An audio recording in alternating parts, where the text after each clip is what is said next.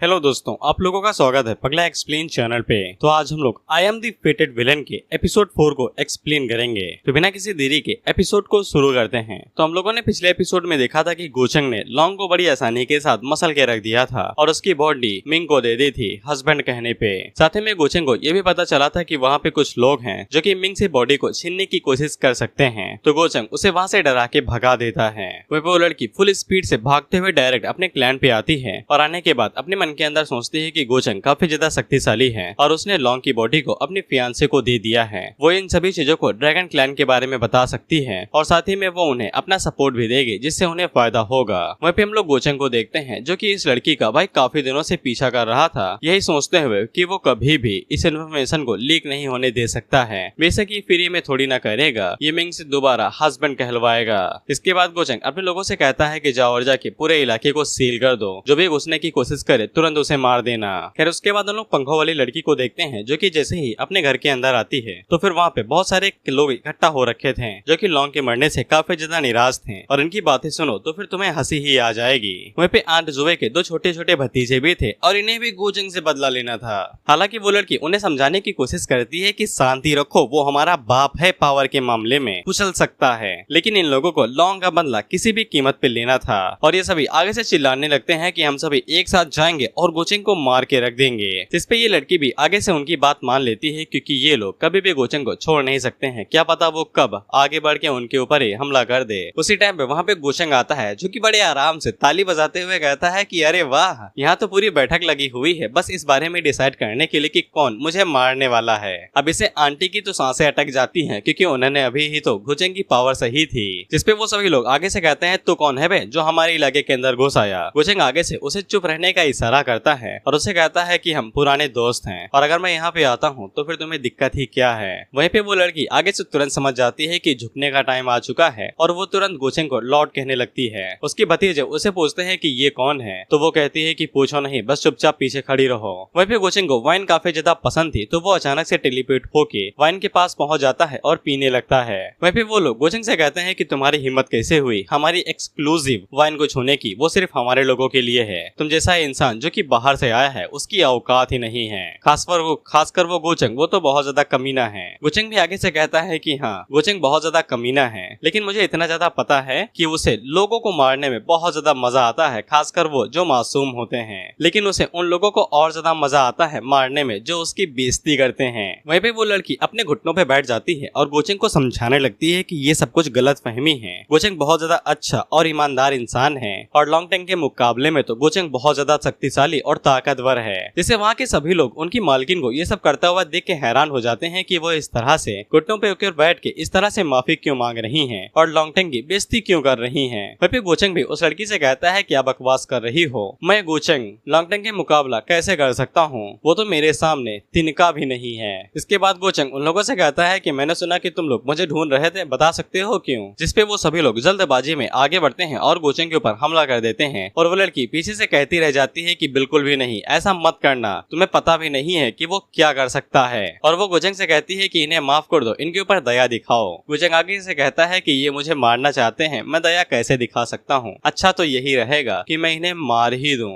जिसके बाद वो अपनी पावर को रिलीज करता है और वहाँ पे धमाके होने लगते हैं। इसके बाद एक एक करके वहाँ पे जो भी बंदा मरता है तो फिर धमाके होने लगते हैं और कुछ ही देर में गोचंग वहाँ के सभी लोगों की लाशें बिछा देता है और वहाँ की लड़ाई इतनी ज्यादा दमदार थी कि वो पूरा घर टुकड़ों में बट जाता है। जिसके बाद गोचंग उस लड़की को गले से पकड़ता है तो वो लड़की गोचंग से कहती है कि मुझे मत मारो। गोचंग आगे से कहता है कि तुमने कुछ ऐसा देखा जो तुम्हें नहीं देखना चाहिए था। वो लड़की अपने दोस्त हार्ट की कसम खाती है कि वो किसी को भी कुछ नहीं बताएगी, लेकिन गोचंग आगे से कहता है कि मुझे मरे हुए लोगों पे ज्यादा भरोसा है ना कि किसी कसम के ऊपर। जिसके बाद वो उसकी गर्दन तोड़ के उसे मार देता है। उसी टाइम पे वहाँ पे ड्रैगन क्लैन से कुछ लोग आते हैं जो कि जब देखते हैं कि गोचंग ने वहाँ पे तबाही मचा दी है और इन्हें नहीं पता है कि गोचंग कौन सी बला है, इसीलिए वो जल्दी से आगे बढ़ते हैं उसे रोकने के लिए। और गोचंग उन्हें देख के कहता है ओप्स, मुझे तो डिस्कवर कर लिया गया है। वहाँ पे ड्रैगन क्लैन की लड़की गोचंग से कहती है कि तुम्हारी हिम्मत कैसे हुई हमारे इलाके में आके हमारे ही लोगों को इतनी बेरहमी से मारने की।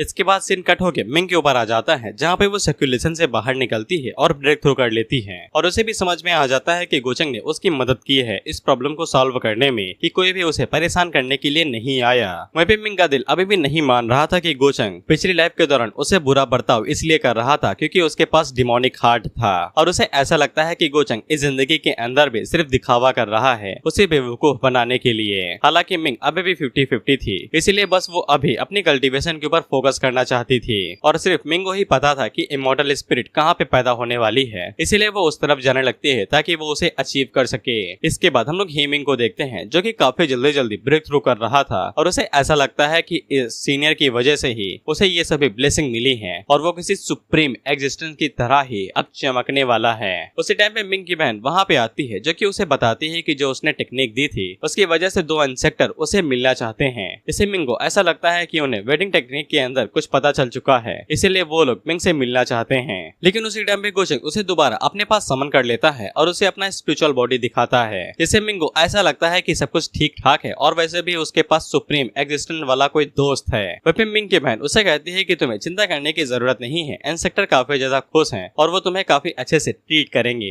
वहीं पे गोचंग भी अपने मन के अंदर सोचता है कि उन्हें पता चल चुका है कि सीक्रेट टेक्निक के अंदर कोई तो सीक्रेट है। वैसे गोचंग को कोई भी फर्क नहीं पड़ता था क्योंकि अगर उन्हें कुछ पता भी लगाना है तो फिर उनकी कल्टीवेशन गॉड रियलम तक होनी चाहिए, जो कि होना नामुमकिन है। और जैसे ही वो दोनों इंसेक्टर उसके कंट्रोल के अंदर आ जाएंगे तो फिर पूरा ईगल क्लैन गोचंग की मुट्ठी के अंदर होगा। इसके बाद गोचंग के पास इनफ डायनेस्टी पॉइंट हो जाते हैं तो फिर वो दोबारा 2 बोन को एक्सचेंज कर लेता है, वो भी 4 हड्डियों को। खैर इसके बाद हम लोग चीलियांग के 2 सर्वेंट को देखते हैं और उनकी बातों से हमें पता चलता है कि ये लिंग, यूमी और चीलियांग तीनों ही एशियन केव के अंदर चले गए हैं और काफी ज्यादा टाइम हो गया है, करीब 1 महीना, और वो दोनों अभी तक बाहर नहीं आए हैं। इसलिए इन दोनों को ऐसा लगता है कि ये लिंग है, ये लिंग है। और साथ ही में मिंग ने भी इनसे यही बताया था कि उन्हें ये लिंग को अपने पास छुपाना नहीं चाहिए। इसके बाद इन्हें काफी ज्यादा चिंता होने लगती है चीलियांग की, इसलिए ये लोग बाहर निकल जाते हैं इस खबर को फैलाने के लिए कि ये लिंग है, ये लिंग है। वहीं पे हम लोग उन तीनों को देखते हैं जिनके हालात कुछ ज्यादा ठीक नहीं थे, बेसिकली घायल हो रखे थे। वहीं पे ये लिंग को यहाँ पे 1 महीना हो चुका था और इसे महसूस तो हो रहा था कि सुप्रीम मास्टर की केव यहीं पे है, लेकिन इसे कुछ भी मिल नहीं रहा था।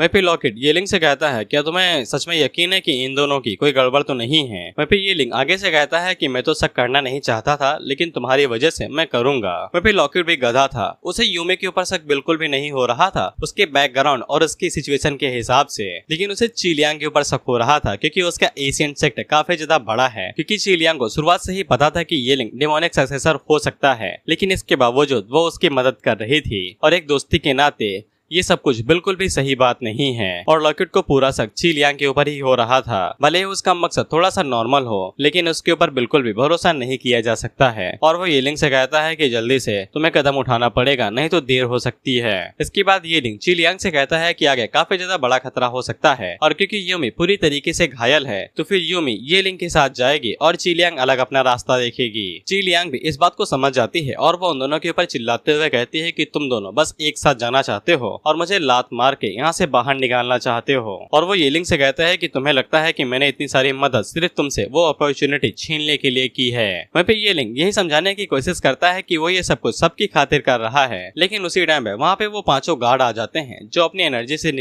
एनर्जी को रिलीज करते हुए उन लोगों से कहते हैं कि अब इनमें से कोई भी नहीं बचेगा। वहीं पे यूमी चैन की सांस लेती है क्योंकि उसे जो मिशन दिया गया था अब वो पूरी तरीके से कंप्लीट हो गया है। वहीं पे यूमी ने चैन की सांस इसलिए ली थी क्योंकि उसे ऐसा लग रहा था कि अब वो मारी जाने वाली है। येलिंग जैसे ही उनके रियलम को देखता है जो कि हेवनली गॉड रियलम पे थे तो वो तुरंत वहाँ से 9-2-11 हो जाता है, उनसे ये कहते हुए कि वो लोग इन सभी चीजों को बाद में डिस्कस करेंगे। बेसिकली ये बस इन लोगों को मरते हुए छोड़ के जा रहा है। इसके बाद चीलियांग यूमी से कहती है कि तुम भाग क्यों नहीं रही हो, खड़ी क्यों हो? यूमी आगे से कहती है कि वो काफी ज्यादा चोटिल है, वो आगे नहीं जा सकती है, उसे भागना पड़ेगा। इस पे चीलियांग भी वहाँ से खिसक लेती है उसको गुड लक कहते हुए। इसके बाद वो लोग उन दोनों के पीछे जाते हैं और 2 लोग पीछे छूट जाते हैं जो कि यूमी को टपकाने के लिए आए थे। उनमें से एक बंदा यूमी से कहता है कि तुम काफी ज्यादा कमाल की हो, मैं तुम्हारी लाइफ बख्श दूंगा अगर तुम मेरी स्लेव बनने के लिए राजी हो। जिसपे यूमी गोचंग के बारे में सोचते हुए कहती है कि ना, बिल्कुल भी ना, तुम्हारी औकात नहीं है मास्टर के लेवल पे। उसी टाइम पे एक बंदा उसका सर काटने के लिए आगे बढ़ ही रहा था। वह पे यूमी खुद को सेल्फ डिस्ट्रैक्ट करने वाली थी क्योंकि वो बेइज्जत बिल्कुल भी नहीं होना चाहती थी क्योंकि वो गोचंग की फॉलोवर जो है। उसी टाइम पे वहाँ पे गोचंग का वेपन आता है जो कि उस बंदे के चीथड़ धुआड़े उड़ा देता है और वो यूमी के सेल्फ डिस्ट्रक्शन को रोक के उससे कहता है कि कौन तुम्हें मारने वाला है। यूमी जैसे ही गोचेंग को देखती है तो वो काफी ज्यादा खुश हो जाती है और उससे कहती है कि उसे लगा था कि गोचेंग को अब उसकी जरूरत नहीं है।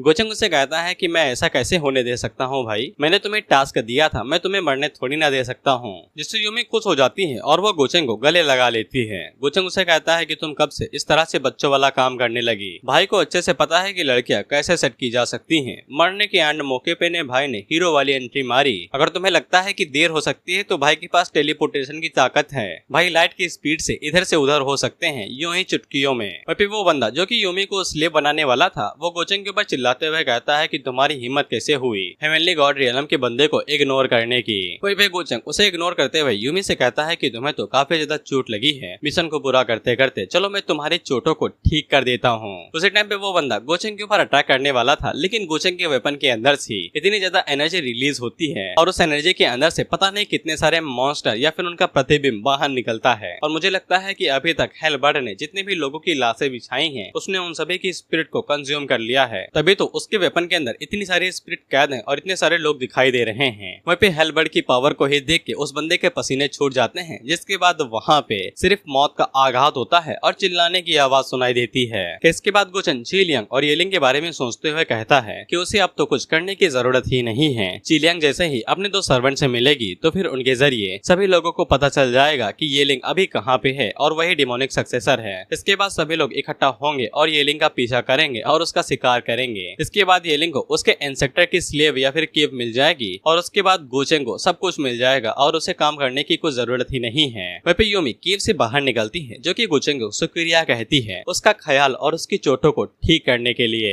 और मैं ये नहीं एक्सप्लेन करने वाला कि गोचेंग ने कैसे चोटें ठीक की हैं। इसके बाद गोचेंग यूमी को खाने के लिए पीच फ्रूट कहता है और ये पीच फ्रूट अपनी सेब की वजह से ही बदनाम है। वहीं पे यूमी गोचेंग से माफी मांगती है क्योंकि उसकी वजह से येलिंग भाग निकला। गोचेंग उसे कहता है कोई दिक्कत नहीं है। इसके बाद यूमी गोचेंग से माफी मांगती है और उससे कहती है कि अगर वो गोचेंग के साथ रहती है तो फिर गोचेंग को कोई दिक्कत तो नहीं है ना। गोचेंग उसे कहता है कि कोई दिक्कत नहीं है, लेकिन उसे कुछ टाइम तक ऐसे ही रहना पड़ेगा जब तक वो बाकी सभी काम खत्म नहीं कर लेता है। इस पे यूमी गोचेंग को गले लगा लेती है और उससे कहती है कि कोई भी दिक्कत नहीं है, वो गोचेंग की खातिर सारी जिंदगी ऐसे रह सकती है बिना किसी नाम और इसी तरीके से गायब हुए। वह फिर गोचेंग यूमी से कहता है कि अरे वाह, मैं तुम्हारे शब्दों से काफी ज्यादा हल्का फील कर रहा हूँ। फिर इसके बाद हम लोग देखते हैं कि वहाँ पे सभी लोग इकट्ठा हो गए थे और चीलियांग के साथियों ने इन लोगों को सभी बातें बता दी थी और उसी टाइम पे वहाँ भी चीलियांग भी आ जाती है जिसने सक्सेसफुली खुद को बचा लिया था। वहीं पे यूमी के फॉक्स क्लैन के लोग चीलियांग से पूछते हैं कि यूमी कहाँ पे है, जिसपे वो बताती है कि शायद वो येलिंग के साथ हो सकती है या फिर नहीं भी। और चीलियांग ने यहाँ पे येलिंग का नाम लिया है, ना कि उसका नकली नाम येनिंग, यानी कि उसने येलिंग की सच्चाई बता दी,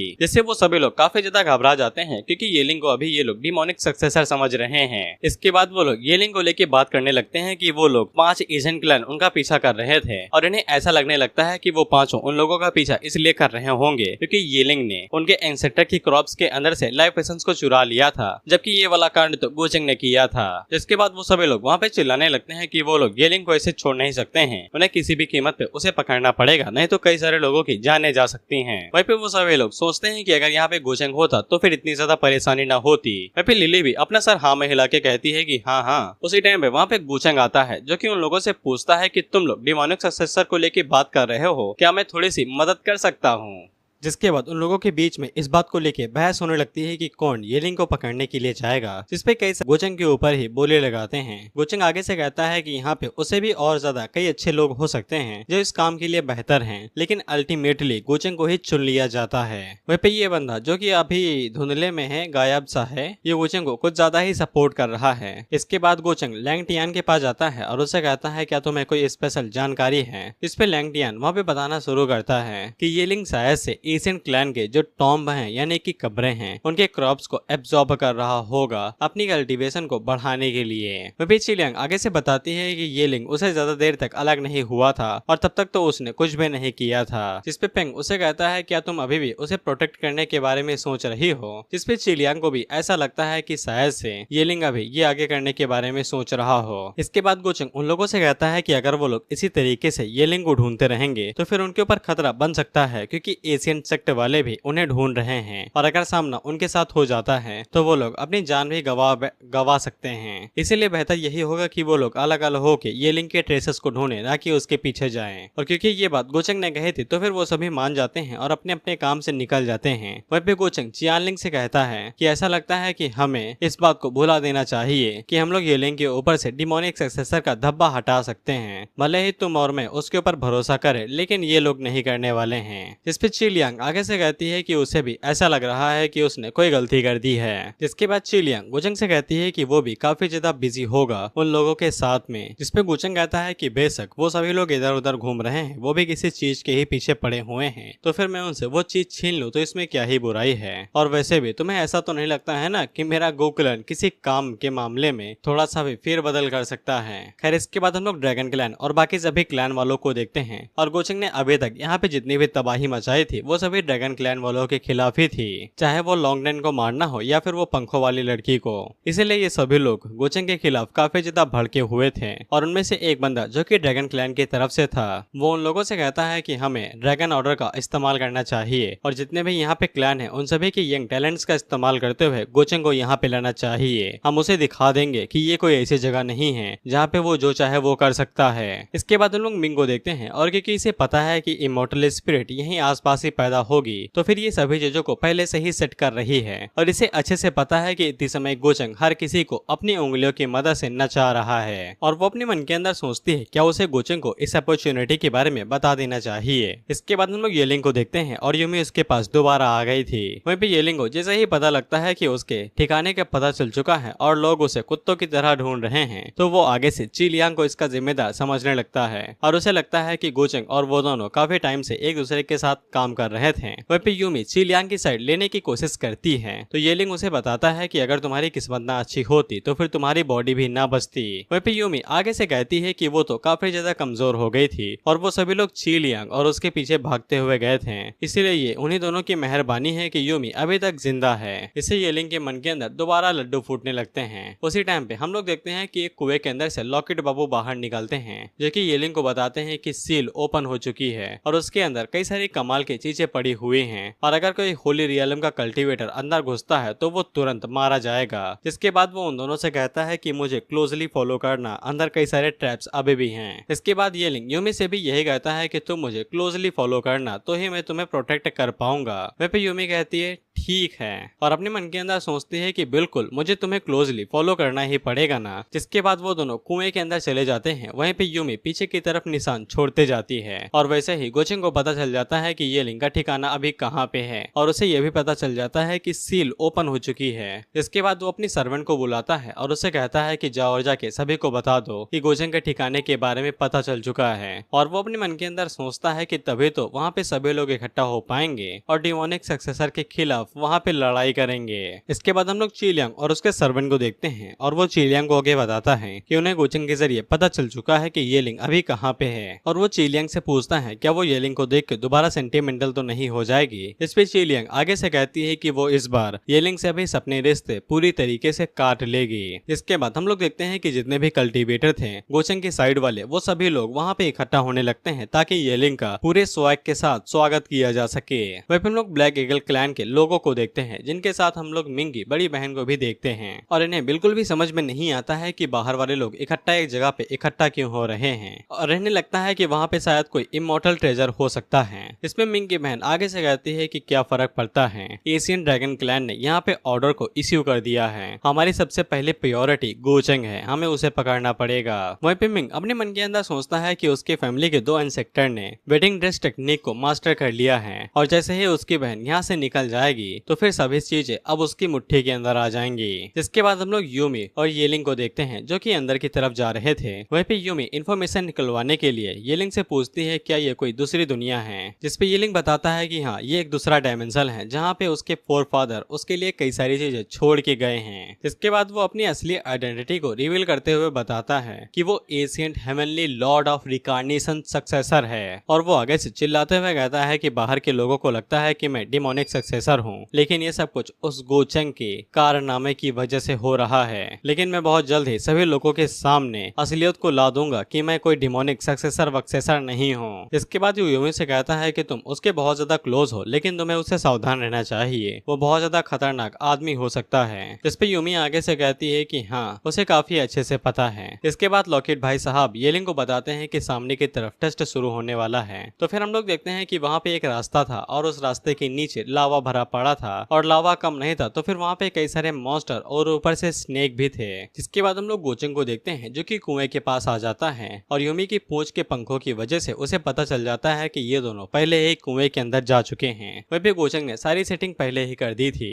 जो भी आउटसाइडर डिसाइपल थे यानी कि गोचंग के साइड वाले, वो सबसे पहले कब्र के पास जाएंगे और तब वो लोग यहाँ पे पहुंचेंगे और इतने टाइम के दौरान में गोचंग येलिंग को आसानी के साथ कुचल के मार देगा और दूसरे लोगों को यकीन दिलाने के लिए यूमी यहाँ पे विटनेस का काम करेगी। खैर इसके बाद हम लोग येलिंग को देखते हैं जो कि सही सलामत उस मैग्मा वाले रास्ते को पार करके यहाँ पे आ चुका था, लेकिन उसे पार करने के मामले में ही इसकी हालत खराब हो गई थी। लॉकेट उससे कहता है कि अगर तुम्हारी इतने में ही हवा निकली जा रही है तो फिर आगे जो तुम्हें लेगेसी मिलने वाली है तुम उसके बिल्कुल भी काबिल नहीं हो। उसी टाइम पे यूमी एक तरफ इशारा करते हुए कहती है कि उधर देखो। तो हम लोग देखते हैं कि वहाँ पे अचानक से एक बहुत बड़ा महल आ जाता है और नीचे की तरफ एक लेक थी जिसके अंदर गजब का अरोमा मिला हुआ था। और लॉकेट हमें इन फूलों के बारे में बताता है कि इनका एसेंस रिकार्नेशन के साथ जुड़ा हुआ है, जिनको वेपन की तरह इस्तेमाल किया जा सकता है और ये कुछ भी डिस्ट्रॉय कर सकते हैं। वहीं पे येलिंग आगे से कहता है कि उसका सब्र और उसके काम इतने ज्यादा बेकार नहीं गए, अब वो इनकी मदद से गोचंग के खिलाफ जा सकता है। इसके बाद वो यूमी से कहता है कि तुम यहीं पे रुको, मैं अंदर से होके आता हूँ। यूमी उसे कहती है कि क्या हुआ, क्या तुम मुझे अंदर जाके देखने के लिए नहीं दोगे। वहीं पे लॉकेट येलिंग से कहता है कि इसके साथ कुछ तो गड़बड़ है। वहीं पे यूमी येलिंग से कहती है कि हम एक साथ यहाँ तक आए हैं, क्या तुम मेरे साथ वो सभी चीजें थोड़ी सी भी शेयर नहीं कर सकते हो, क्या तुम सच में मेरे लिए सीरियस भी हो। वहीं पे यूमी के हंसते हुए चेहरे को देख के लॉकेट को समझ में आ जाता है कि इसी ने इन सभी चीजों को अंजाम दिया था और उन्हें अब तक फंसाती आ रही थी। और येलिंग को अभी तक समझ में आ जाता है कि वो जो चीलियांग के ऊपर शक कर रहा था वो बिल्कुल गलत था। यूमी उसे कहती है कि तुमने तो उसे खुद ही भगा दिया, मुझे कुछ भी करने की जरूरत नहीं पड़ी। और येलिंग यूमी के ऊपर चिल्लाते हुए कहता है कि बस थोड़ी सी चीजों के पीछे तुम मेरे खिलाफ जाने लगी। लेकिन तब जाके येलिंग को याद आता है कि बाइले के साथ जो कांड हुआ था वो भी यूमी की ही कारस्तानी थी। वहीं पे यूमी उसे कहती है कि तुम तो नेचुरली काफी ज्यादा लालची हो और औरतों के पीछे पड़े रहते हो, तो फिर मेरे लिए इन सभी चीजों को छुपाना थोड़ी ना मुश्किल था। वहीं पे येलिंग यूमी से कहता है कि इतना सब करने के बावजूद तुम मेरे लिए बिल्कुल भी काम की नहीं हो और तुम्हारा मुझसे कोई भी मुकाबला नहीं है। यूमी उसे कहती है कि तुम कुछ को बहुत ज्यादा सीरियस ले रहे हो। इसके बाद येलिंग यूमी के ऊपर हमला कर देता है और उससे कहता है कि जाओ और जाके ब्रदर ली के साथ काफी अच्छे से अपनी जिंदगी बिताना। इस पे यूमी उससे कहती है कि मैं तुम्हें एक चीज बताना भूल गई बाबू, मैं तुम्हारी अपोनेंट नहीं हूँ। उसी टाइम पे येलिंग के साइड से एक पाम अटैक आता है जो कि गोचंग ने उसे दे मारा था और येलिंग डायरेक्ट उसे टकराता है और सीधा जाके चट्टान से जा टकराता है। वहीं पे गोचंग यूमी से कहता है कि तुमने काफी ज्यादा अच्छा काम किया है, अब हमें यहाँ पे चारे को मछली से अलग कर देना चाहिए। लेकिन पाम अटैक से येलिंग के ऊपर कुछ ज्यादा असर नहीं पड़ता है, तो गोचंग उससे कहता है कि डिमोनिक सक्सेसर से यही उम्मीद की थी, एक अटैक से नहीं मारा गया। वह भी येलिंग को अब धीरे धीरे करके सारी चीजें समझ में आने लगती है कि ये दोनों शुरुआत से ही उसे फंसाने के चक्कर में थे। इन्होंने सबसे पहले बाइली को मारा, इसके बाद चीलियांग को भी उससे दूर कर दिया और इन सभी चीजों को करता धरता और कोई नहीं गोचंग भाई साहब थे।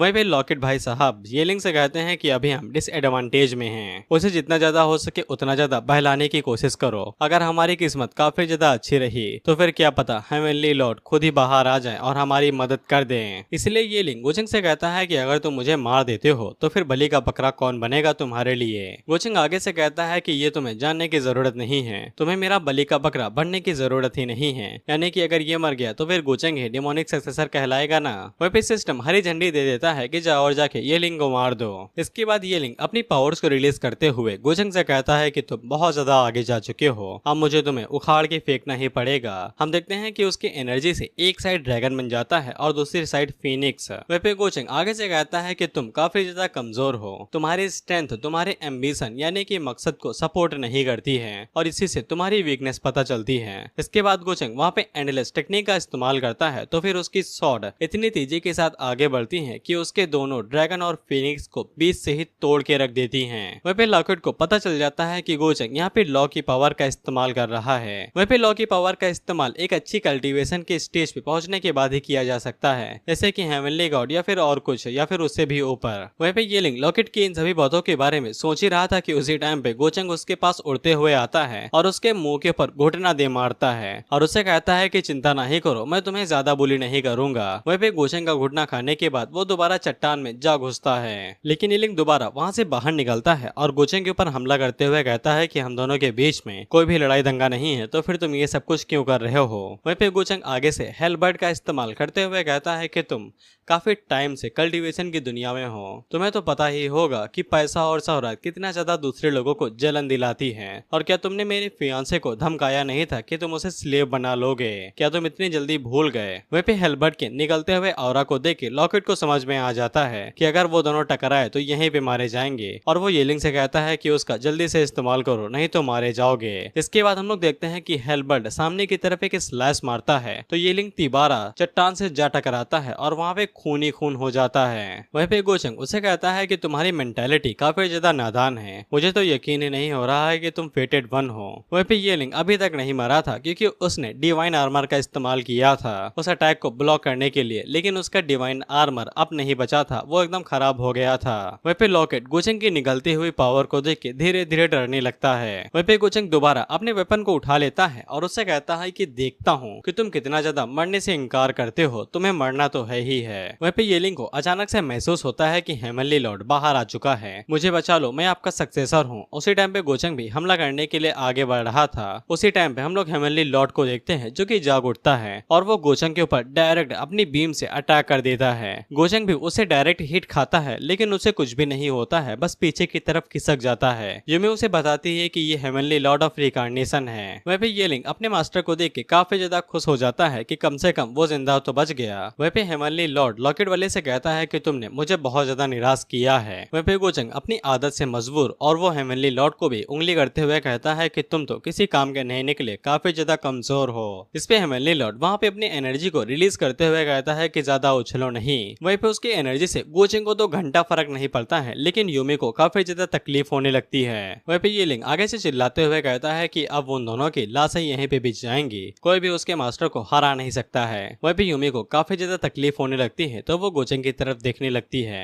गोचंग उन दोनों से यही कहता है कि जो लोग मरने वाले हैं ज्यादा बातें नहीं करनी चाहिए। जिसके बाद वो आगे से लक प्लंडरिंग का कार्ड इस्तेमाल करने लगता है और वो जैसे ही कार्ड का इस्तेमाल करता है तो हम लोग देखते हैं कि सुप्रीम मास्टर के नीचे से कई सारी चेनें बाहर निकलती हैं जो कि उसे कुछ टाइम के लिए रोक लेती हैं। और उसी टाइम पे गोचंग का ऑरा या फिर एनर्जी तेजी के साथ आगे बढ़ती है जो कि येलिंग को अपने अंदर जकड़ लेती है और येलिंग अपने मास्टर से कहता रह जाता है कि मुझे मरना नहीं है। लेकिन कुछ ही देर में बस उसके चिल्लाने की आवाज आती है और जब वहाँ से एनर्जी गायब होती है तो फिर वहाँ पे लॉकेट और कवच के अलावा कुछ भी नहीं बचा था। आसान शब्दों में येलिंग का गेम यहीं पे खत्म होता है। इसके बाद वो मास्टर गोचंग से कहता है कि तुम्हारी हिम्मत किसी हुई मेरी आंखों के सामने ही मेरे सक्सेसर को मारने की। जिसके बाद वो बड़ी आसानी के साथ गोचंग की जकड़ से आजाद हो जाता है। जिसके बाद वो डायरेक्ट तेजी के साथ गोचंग के ऊपर हमला कर देता है। गोचंग का ध्यान किसी और साइड पे था तो फिर यूमी उसे बचाने के लिए सामने आ जाती है, लेकिन गोचंग जल्दी से पीछे मुड़ता है और यूमी को साइड कर देता है और अपना हेलबर्ट डायरेक्ट हेवनली लॉर्ड के घोंसे की तरफ कर देता है, जिससे वो दोनों ताकतें आपस में टकराती हैं और वहाँ पे बूम करके बहुत तगड़ा धमाका होता है। लेकिन दोनों को ही इससे कुछ नहीं होता है और दोनों ही खिसक जाते हैं। हेवनली लॉर्ड गोचंग से कहता है कि तुम्हारी एब्सोल्यूट स्ट्रेंथ मेरे सामने किसी काम की नहीं है, सभी कॉन्सेप्ट्रेसी बिल्कुल तरीके से बर्बाद हैं। वहीं पे गोचंग एक बाटली लेता है जिसके अंदर से बहुत ज्यादा डिवोरिंग एनर्जी निकलती है और गोचंग उसे कहता है कि यही वो चीज है जो मेरे पास है। हेवनली लॉर्ड को पता चलता है कि ये डिवोरिंग इमॉर्टल डीमन टेक्निक है और गोचंग अपनी बात को जोड़ते हुए कहता है कि यही एब्सोल्यूट स्ट्रेंथ है। जिसके बाद वो उंगली से इशारा करते हुए कहता है कि आ जाओ, और अगर यहाँ पे गोचंग इंडेक्स की जगह पे मिडिल फिंगर दिखाता तो ये कूल बन जाता, लेकिन लाइन के हिसाब से इंडेक्स ही दिखानी पड़ी। जिसके बाद हेवनली लॉर्ड अपने हाथों के अंदर एनर्जी को रिलीज करता है तो फिर उसके हाथ के आसपास बहुत ज्यादा एनर्जी इकट्ठा हो जाती है और वो पूरी एनर्जी एक ड्रैगन के अंदर बदल जाती है। इसके साथ वो गोचेंग के ऊपर हमला करते हुए कहता है कि तुम डिमन सक्सेसर हो, लेकिन तुम मेरा कुछ भी उखाड़ नहीं पाओगे, और वो अपने हाथ के साथ गोचेंग के ऊपर अटैक करता है।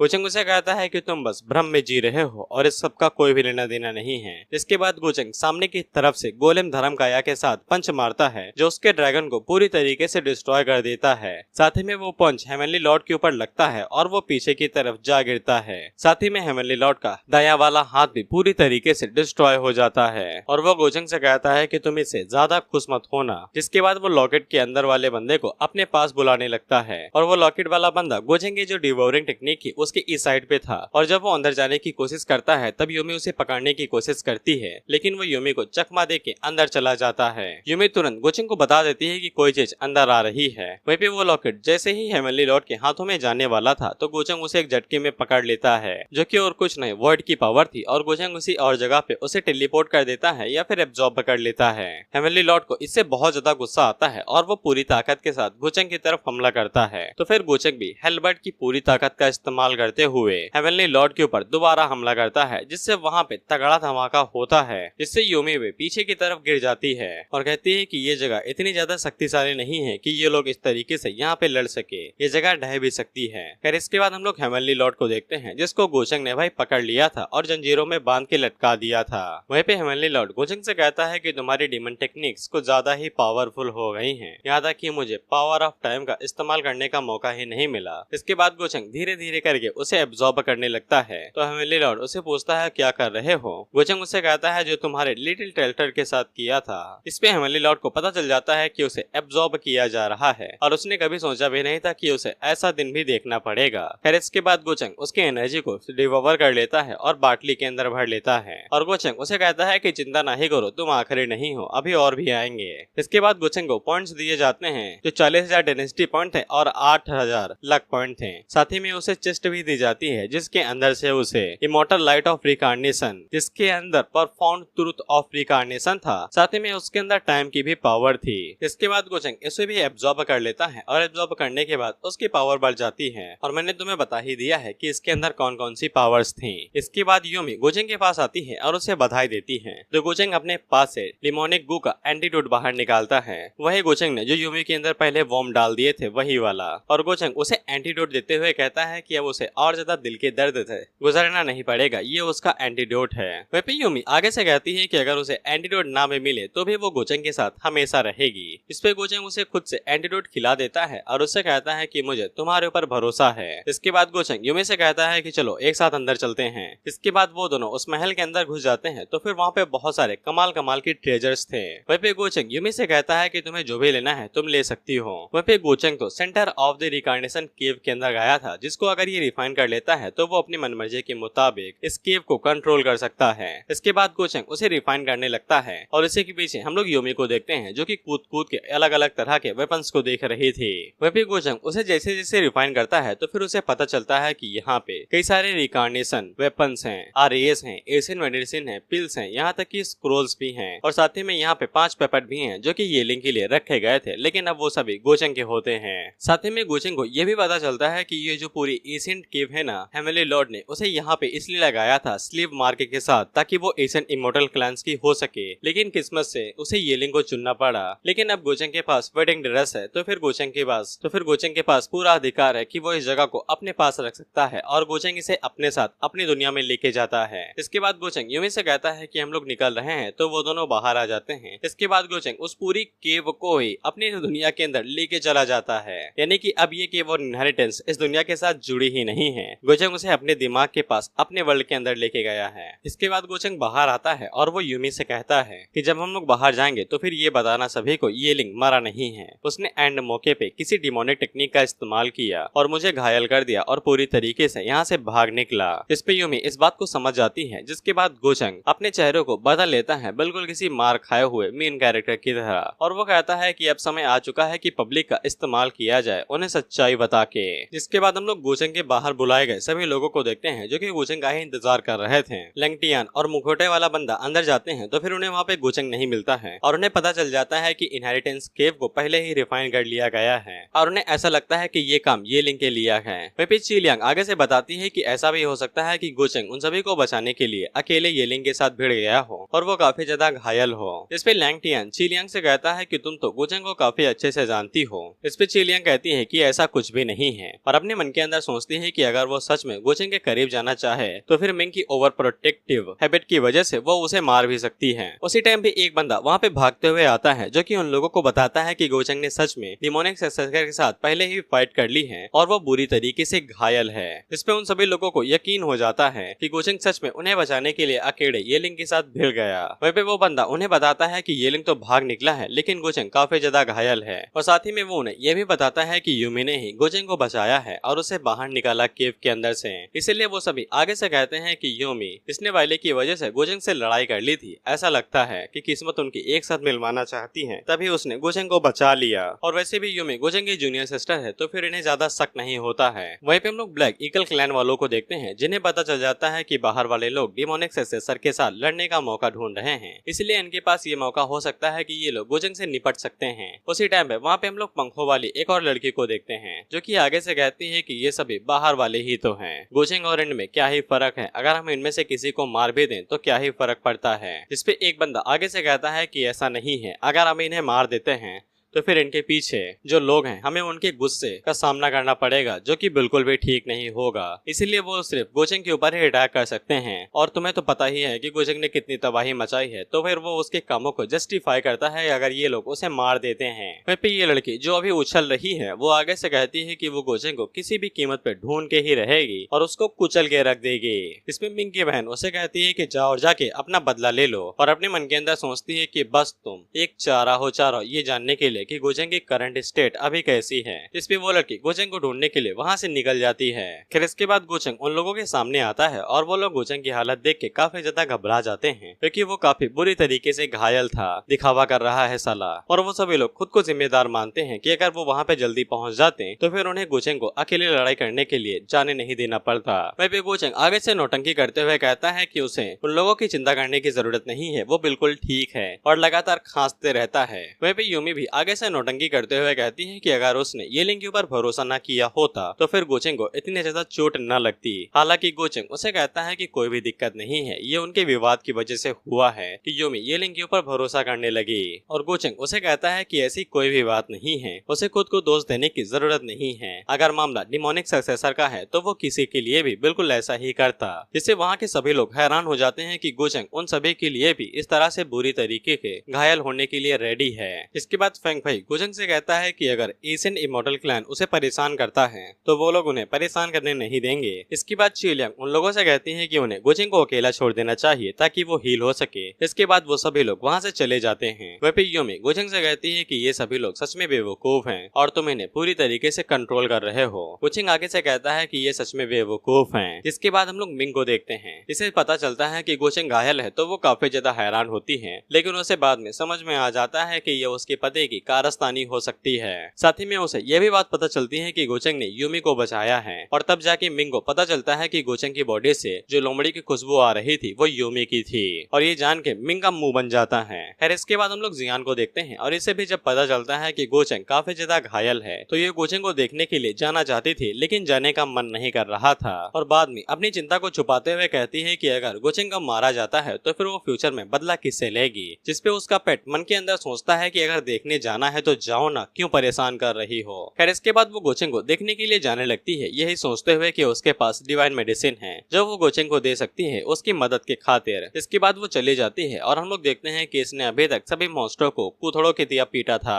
वहीं पे हम लोग गोचेंग भाई साहब को देखते हैं जिन्हें और 3 दोइस्ट बोन मिल जाती हैं, जिनमें से एक तो पैर की थी और दूसरी उंगली की थी। साथ ही में गोचेंग जेंजिंग रूल को भी मास्टर कर लेता है जिससे वो शॉर्ट पाथ को भी अब रूल कर पाएगा। साथ ही में उसके पास एक्सट्रीम एट्रीब्यूट्स आ जाते हैं सुप्रीम शॉर्ट बोन के और साथ ही में उसके डॉटियन इमॉर्टल कोड भी अपग्रेड हो जाते हैं। पता नहीं किस चीज के कोड हैं, सॉरी ये कोड वेडिंग ड्रेस टेक्निक के हैं। और गोचेंग को पता चलता है कि अब पूरा ईगल क्लैन उसकी मुट्ठी में आ चुका है। इसके बाद गोचेंग लॉकेट को बाहर निकालता है और उसे कहता है कि चलो भाई बताओ अपने ओरिजिन के बारे में। इसने अभी तक इसे डिवॉवर नहीं किया था। वहीं पे लॉकेट अपने बारे में बताने से साफ मना कर देता है। वहीं पे वो लॉकेट गोचेंग से पूछता है कि तुमने कुछ दिनों के अंदर पूरे रिकॉग्निशन पावर पावर को कंट्रोल कर लिया और येलिंग को हरा दिया, ऐसे कैसे मुमकिन हो सकता है। वहीं पे गोचेंग को पता चल जाता है कि ये लॉकेट अंदर से बस एक इमॉर्टल प्लांट है जिसको 3 हिस्सों के अंदर डिवाइड कर दिया गया है और ये उनमें से एक है। वहीं पे अब उस प्लांट की फसलें लगती है और वो गोचेंग से पूछता है तुम्हारा क्या करने का इरादा है, क्योंकि गोचेंग उसे देखते हुए कुछ इस तरीके से मुस्कुरा रहा था। ये मुस्कान भाई लुकिज्म के कुछ कैरेक्टर से मैच खाती है जब वो भाई एकदम साइको की तरह हंसते हैं। इसके बाद गोचेंग लॉकेट की भी बलि चढ़ा देता है और उसे एब्जॉर्ब कर लेता है और जब गोचेंग उसे एब्जॉर्ब करता है तो वो डायरेक्ट डिवाइन किंग फेस पे ब्रेक थ्रू कर जाता है। वहीं पे गोचेंग की फॉलोवर उसके पास आती हैं और उसे बताती हैं कि जियान उसका बाहर इंतजार कर रही है। इसे गोचेंग काफी हैरान होता है कि वो उसके लिए आई है। इसके बाद गोचेंग की फॉलोवर जियान को उसे मिलवाने के लिए लेके जाती है। वहीं पे जियान गोचेंग के फॉलोवर्स को देखती है तो फिर उसे पता चलता है कि गोचेंग के फॉलोवर इतने ज्यादा शक्तिशाली हैं कि वो आसानी के साथ बाहर की दुनिया के सेकेंडरी फोर्स को यूं ही डिस्ट्रॉय कर सकते हैं और अगर गोचेंग उसे मारना चाहता तो फिर वो उसे एक झटके में मार सकता है और उसे ये काम खुद करने की जरूरत न पड़ती। और जियान को लगता है कि गोचेंग सच में उसे कुछ छुपा रहा है। वहीं पे गोचेंग जियान को देख के उसे कहता है कि जब तुम्हें पता चला कि मैं चोटिल हूँ तो फिर तुम यहाँ पे चेक करने के लिए आ गई। अगर तुम रिवेंज लेना चाहती हो तो फिर ये बुरी टाइमिंग नहीं है। वहीं पे जियान गोचेंग से कहती है कि तुम्हारी चोटें बिल्कुल भी हल्की नहीं है। लेकिन गोचेंग आगे से नौटंकी यानी कि खांसते हुए कहता है कि मैं भले ही चोटिल हूँ लेकिन आसानी के साथ तुम्हें अभी भी हरा सकता हूँ। इस पे जियान उससे कहती है कि मैं तुम्हारे चोटिल होने का फायदा नहीं उठाऊंगी, बस मैं यहाँ पे ये देखने के लिए आई हूँ क्या तुम सच में मर रहे हो या नहीं। इसके बाद गोचेंग वहाँ पे अपनी पावर्स को हल्का सा रिलीज करता है तो हवा निकलती है और वो जियान से कहता है कि तुम्हें मुझ पे दया खाने की जरूरत नहीं है, यहाँ से निकल जाओ इससे पहले कि मैं अपना मन बदल लूं। वहीं पे जियान उसे कहती है कि इतना ज्यादा हवा मत उड़ाओ, पहले ही तुमने अपने सोर्स को हर्ट कर लिया है। अगर तुम इसी तरीके से बवाल करते रहे तो फिर तुम दोबारा कल्टीवेशन को इस्तेमाल नहीं कर पाओगे। जिसके बाद वो अपने पास एक मेडिसिन बाहर निकालती है जो कि सोर्स को ठीक करने के लिए ही थी और वो गोचेंग को दे देती है, लेकिन गोचेंग उसे साइड में कर देता है ये कहते हुए कि उसे जियान की किसी भी तरह की कंडीशन या फिर काइंडनेस की जरूरत नहीं है। और गोचेंग उसे कहता है कि तुम्हारे लिए मेरे पास ऐसी कोई भी फीलिंग नहीं है, इसीलिए बस तुम कल्टीवेट करो और मुझसे बदला लेने के बारे में सोचो। वहीं जियान आगे से कहती है कि हमारे पास तुम्हारे लिए कोई भी फीलिंग नहीं है, मुझे बस इस बात की चिंता है कि अगर तुम मारे जाते हो तो फिर मैं फ्यूचर में किससे बदला लूंगी। तो फिर गोचेंग उसकी मेडिसिन को लेने के लिए मान जाता है, लेकिन वो बदले में जियान को कुछ देता है। लेकिन जियान आगे से कहती है कि उसे कुछ भी नहीं चाहिए ज़ोफेंग की तरफ से। लेकिन जब जिन अपनी आंख खोल के देखती है तो फिर उसे सामने की तरफ कमाल के वेपन्स दिखाई देते हैं जो कि बहुत ज्यादा हाई ग्रेड के थे और इनको देख के जियान के मुंह से पानी आने लगता है। और गोचेंग उसे कहता है कि अगर तुम्हें नहीं चाहिए तो फिर इस बात को छोड़ो। लेकिन जब वो अपनी आंख खोल के सामने देखता है तो फिर जियान ने बहुत सारे वेपन्स को बांध के पीठ पे लाद लिया था। वहीं पे गोचेंग की बातों से हमें पता चलता है कि गोचेंग ने कुछ टाइम पहले जियान के अंदर भी कोई सीड वीड प्लांट कर दिया था जिसने अभी तक उसके दिल के अंदर रूट का हिस्सा ले लिया होगा यानी कि जड़ें। और समय के साथ साथ आगे क्या होगा ऑथर हमें घंटा नहीं बताता और मैं ये मांगा 2 बार पढ़ रहा हूँ और मुझे अभी तक नहीं पता चला कि गोचेंग ने कब इसके दिल के अंदर वो सीड प्लांट किया। वहीं पे जियान और ज्यादा वेपन्स को पकड़ती है और उन्हें भी अपने झोले के अंदर भरने लगती है। वहीं पे एक फॉलोवर गोचेंग के पास आता है और उसे बताता है कि इमॉर्टल क्लैन से कोई बंदा उनके पास आया है जो कि विंग्ड क्लैन से है यानी कि भाई सफेद पंखों वाली लड़की के क्लैन से, और वो सभी लोग उनके ऊपर अटैक करके उन्हें मारना चाहते हैं। जिसके बाद गोचेंग इस बारे में सुनता है तो वो सीधा जियान की तरफ देखता है और अपने इनके अंदर सोचता है कि अब यहीं से हमारी फीलिंग्स बढ़ेंगी। वहीं पे जियान गोचेंग से कहती है कि ऐसे क्या देख रहे हो, मैं कोई भी मदद नहीं करने वाली। वहीं पे गोचेंग मुस्कुराते हुए सोचता है कि तुम करोगी। जिसके बाद हम लोग विंग्ड क्लैन वालों को देखते हैं, सॉरी पंखों वालों को देखते हैं जो कि गोचेंग के फॉलोअर्स के ऊपर अटैक कर रहे थे और ये लोग भारी पड़ रहे थे। जिसके बाद वहाँ पे गोचेंग आता है तो उसकी फॉलोअर उससे कहती है कि उसे अभी आराम करना चाहिए, उसकी चोटों के साथ ये थोड़ा सा मुश्किल हो सकता है। लेकिन गोचेंग उसे कहता है कोई बात नहीं है और वो उस लड़की को अपनी तरफ से शॉर्ट पिल देता है जो उनकी मदद करेगा पंखों वालों को मारने के लिए। वहीं पे पंखों वाली लड़की गोचेंग से कहती है कि तुमने मेरे क्लैन के अंदर आके मेरे डिसाइपल्स को जान से मार दिया, तुमने कभी सोचा भी नहीं होगा कि तुम ऐसा दिन भी देखोगे। और वो अपने मन के अंदर सोचती है कि इसका एक्सप्रेशन थके हुए हैं, इसकी सांसें भी अजीब हैं, इन्हें शॉर्ट पिल की जरूरत पड़ रही है अपनी ताकत को बढ़ाने के लिए, इससे अच्छा मौका और कुछ नहीं हो सकता है इसे मारने का। इसके बाद वो अपने लोगों से कहती है कि जो कोई भी गोचेंग को यहाँ पे घसीट के लेके आएगा उसे काफी ज्यादा रिवॉर्ड मिलेगा। वहीं पे वो सभी लोग भी शॉर्ट पिल को खा लेते हैं और शॉर्ट पिल को खाने के बाद इन सभी की एनर्जी बैलेंस हो गई है। इसके बाद जब ये लोग अपना शॉर्ट फॉर्मेशन बनाते हैं और सामने की तरफ अटैक करने के लिए आगे बढ़ते हैं तो फिर इनकी एनर्जी एक शॉर्ट की फॉर्म ले लेती है और सामने की तरफ से जितने भी पंखों वाले आ रहे थे उन सभी के चिथड़े उड़ा देती है। वहीं पे वो पंखों वाली लड़की अपने पास से एक सुप्रीम वेपन निकालती है जो कि शील्ड की तरह सा था कुछ, और वो अपने मन के अंदर सोचती है कि वो शॉर्ट पिल काफी ज्यादा महंगी है, इन लोगों के पास दोबारा वो नहीं होगी। अगर वो इस अटैक को रोक लेती है तो फिर वो दोबारा लोग ये अटैक नहीं कर पाएंगे और तब वो गोचेंग को पकड़ सकती है। जिसके बाद वो शॉट सीधा जाके उस सुप्रीम वेपन से टकराती है और वहाँ पे तगड़ा धमाका होता है, जिससे आसपास के एरिया के जो पेड़ थे वो टूट के बिखर जाते हैं और उन लोगों को भी काफी ज्यादा परेशानी हो रही थी। लेकिन जब सामने से धुआं हटता है तो फिर उनकी शॉट तो गायब हो जाती है, लेकिन उस सुप्रीम वेपन को घंटा कुछ नहीं होता है। इसके बाद पंखों वाले लोग आगे से कहते हैं कि ये तो विंग्ड सेंट का ऑरा है और ये हमारा होली आर्टिफैक्ट है। इसके बाद हम लोगों को पता चलता है कि ये डुअल टाइप का वेपन है, यानी कि ये अटैक के साथ साथ डिफेंस भी कर सकता है। इसके बाद वो लड़की उसके अटैक पावर को इस्तेमाल करते हुए कहती है कि ये उनके लिए एक्सेलेंट अपॉर्चुनिटी है अपने नाम को पूरे एरिया के अंदर फैलाने की। वहीं पे गोचेंग भी इस बात से हैरान होता है कि इन लोगों ने होली आर्टिफैक्ट का इस्तेमाल किया। ऐसा लगता है कि इन लोगों ने काफी ज्यादा परेशानी का सामना किया है और इनके क्लैन के काफी ज्यादा लोग मारे गए हैं। तो ये लोग यहाँ पे इस हद तक आगे बढ़ चुके हैं कि अपनी बाउंड्री को पार करके दूसरी दुनिया के लोगों को इतना ज्यादा परेशान करना चाहते हैं और उनके साथ अपने सभी रिश्ते खत्म करना चाहते हैं। वहीं पे गोचेंग को क्या फर्क पड़ता था, ये सब कुछ तो उसके प्लान के मुताबिक ही हो रहा है और वो अपने मन के अंदर सोचता है कि मुझे इन पंखों वालों को शुक्रिया कहना चाहिए। वहीं पे हम लोग जियान को देखते हैं जो कि वहां से निकलने की कोशिश कर रही थी और वो अपने सामने खड़े पंखों वालों से कहती है कि देखो मैं यहाँ से गुजर रही हूँ, बस मेरा गोचेंग के साथ कोई लेना देना नहीं है। और वहीं पे जियान को समझ में आ जाता है कि गोचेंग को काफी टाइम पहले से ही पता था कि वो उसकी इंजरी को चेक करने के लिए जरूर आएगी और उसने जानबूझ के उसे यहाँ पे बुलाया है। वहीं पे गोचेंग नाटक करते हुए कहता है कि तुम मेरी बहन को जाने दो, उसे यहाँ से चले जाने दो, इससे उसका कोई भी लेना देना नहीं है। वहीं पे जियान उसके ऊपर चिल्लाते हुए कहती है कि ऐसा दिखावा दिखाना बंद करो, जैसे कि मैं यहाँ पर तुम्हारी मदद करने के लिए आई हूँ। वहीं पे वो पंखों वाली लड़की अपने लोगों से कहती है कि गोचेंग उस लड़की की काफी फिक्र करता है, उसे यहाँ पे लेके आओ। तो वो सभी लोग जियान के पीछे चले जाते हैं और वो उनके साथ फाइट करने लगती है। उसी टाइम पे गोचेंग उनके ऊपर हमला करता है और उन लोगों से कहता है कि तुम मेरी छोटी बहन को भी जाने नहीं दोगे। तुम्हें क्या लगता है कि मेरी फैमिली तुम लोगों को ऐसे ही जाने देगी? भाई तुम लोग इसकी एक्टिंग लेवल देख रहे हो। वहीं पे पंखों वाली लड़की को ऐसा लगता है कि गोचेंग काफी ज्यादा बुरे हालातों में है, इसीलिए वो अपने फैमिली बैकग्राउंड का इस्तेमाल कर रहा है उन्हें डराने के लिए। और वो गोचेंग से कहती है कि तुम्हें क्या लगता है कि तुम मेरे इलाके में आके मेरे लोगों को इतनी बुरी तरीके से मार दोगे, यहाँ तक कि लॉन्ग टेंगो भी नहीं छोड़ोगे और तुम अपनी फैमिली का फायदा उठा के यहाँ से निकल जाओगे।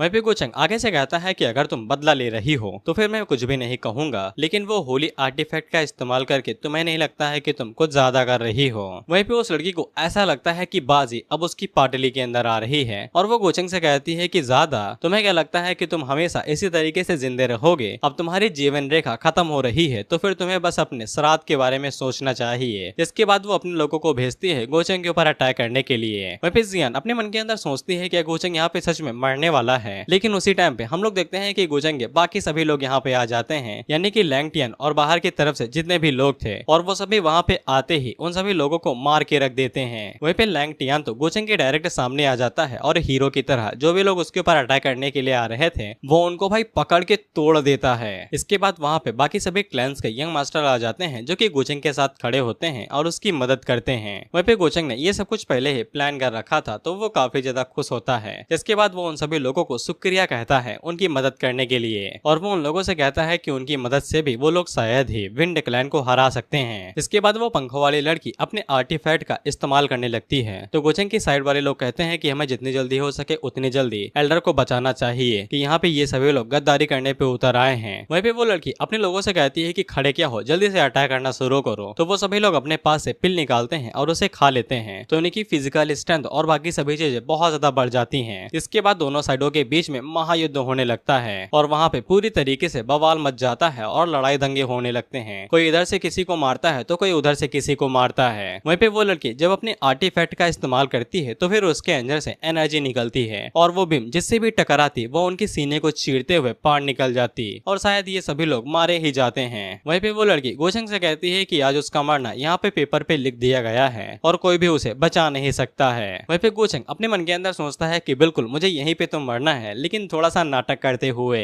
जिसके बाद गोचेंग वहाँ पे इंस्पिरेशन यानी कि प्रभावित करने वाली स्पीच देते हुए कहता है कि तुम सभी लोग मेरे बाहरी दुनिया के एलाइट्स को मार दोगे और तुम्हें क्या लगता है कि मैं ऐसा होने दूंगा? लेकिन उसी टाइम पे उसे खांसी आ जाती है तो उसकी फॉलोवर उसे कहती है कि उसे इस तरीके से नहीं लड़ना चाहिए, वो काफी ज्यादा घायल है। लेकिन गोचेंग आगे से कहता है कि वो ही इन सभी चीजों का जिम्मेदार है, अगर वो सभी लोग ऐसे ही लड़ते रहेंगे तो वो कभी भी रुक नहीं पाएगा। इसके बाद गोचेंग अपनी पावर को रिलीज करते हुए कहता है कि भले ही वो अपनी कल्टीवेशन नासेंट स्पिरिट को डिस्ट्रॉय कर दे, लेकिन वो फिर भी यहाँ पे पे उस लड़की को वो सब कुछ नहीं करने देगा जो वो चाहती है। वहीं पे गोचेंग के स्पिरिट को देख के वो सभी लोग हैरान हो जाते हैं क्योंकि वो इतना ज्यादा घायल होने के बावजूद इतनी कमाल की एनर्जी को रिलीज कर रहा है। वहीं पे वो लड़की गोचेंग से कहती है कि तुम इतना ज्यादा मजबूर हो गए हो कि अपनी सीक्रेट टेक्निक का इस्तेमाल कर रहे हो। इसके बाद गोचेंग अटैक करने के लिए आगे बढ़ता है और एक झटके में उस लड़की के पीछे पहुंच जाता है, जिससे वो लड़की काफी ज्यादा घबरा जाती है। जिसके बाद गोचेंग अपने वेपन के साथ उसके ऊपर अटैक करता है तो वो जल्दी से अपने आर्टिफैक्ट को सामने करती है, लेकिन गोचेंग के अटैक की वजह से वो काफी ज्यादा पीछे खिसक जाती है।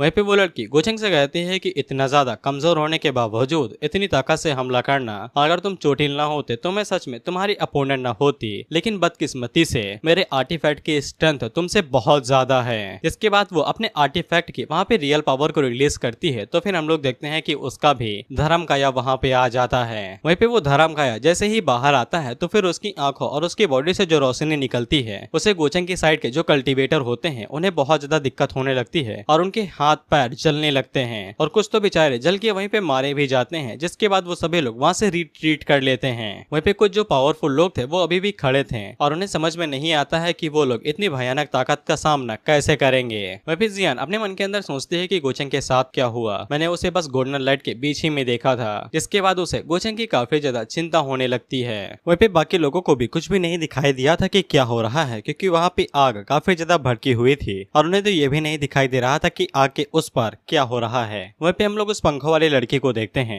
जो कि गोचेंग से कहती है कि जो खुद को कितना ज्यादा महान माना करता था वो असल में एक कायर होगा। जिसके बाद वो कहने के लिए जा रहे थे कि तुम बस एक कीड़े हो, लेकिन उससे पहले ही वहाँ पे उसे एक बहुत बड़ा झटका लगता है। दरअसल गोचेंग ने वहाँ पे फिर से अपना बैरियर बना लिया था और इस बैरियर का नाम है स्पेस लॉक, यानी कि अंदर जो होगा बाहर वालों को भनक तक नहीं लगेगी। और स्पेस लॉक की वजह से अब इसके पंख कतरे जाने थे, क्योंकि अब ये अपना डिवाइन वेपन भी यूज नहीं कर सकती थी। वहीं पे गोचेंग उस लड़की के सामने आता है और उसे कहता है कि अगर मैं तुम्हें ना भी मारूं तो फिर अगर तुम्हारे क्लैन वालों को पता चल गया कि तुमने मेरे खिलाफ अपने डिवाइन वेपन को यूज किया है तो वो लोग तुम्हें पक्का मार देंगे, लेकिन तुम्हारी वजह से मेरा प्लान काफी ज्यादा आसानी के साथ चला गया और मुझे ज्यादा मेहनत करने की जरूरत नहीं पड़ी। जिससे उस लड़की को झटका लगता है और उसे समझ में आता है कि गोचेंग असल में कभी घायल ही नहीं था, वो तो बस उससे अपने डिवाइन वेपन को यूज करवाना चाहता था। इस पे गोचेंग उसे कहता है कि स्मार्ट हो लेकिन बेवकूफ भी।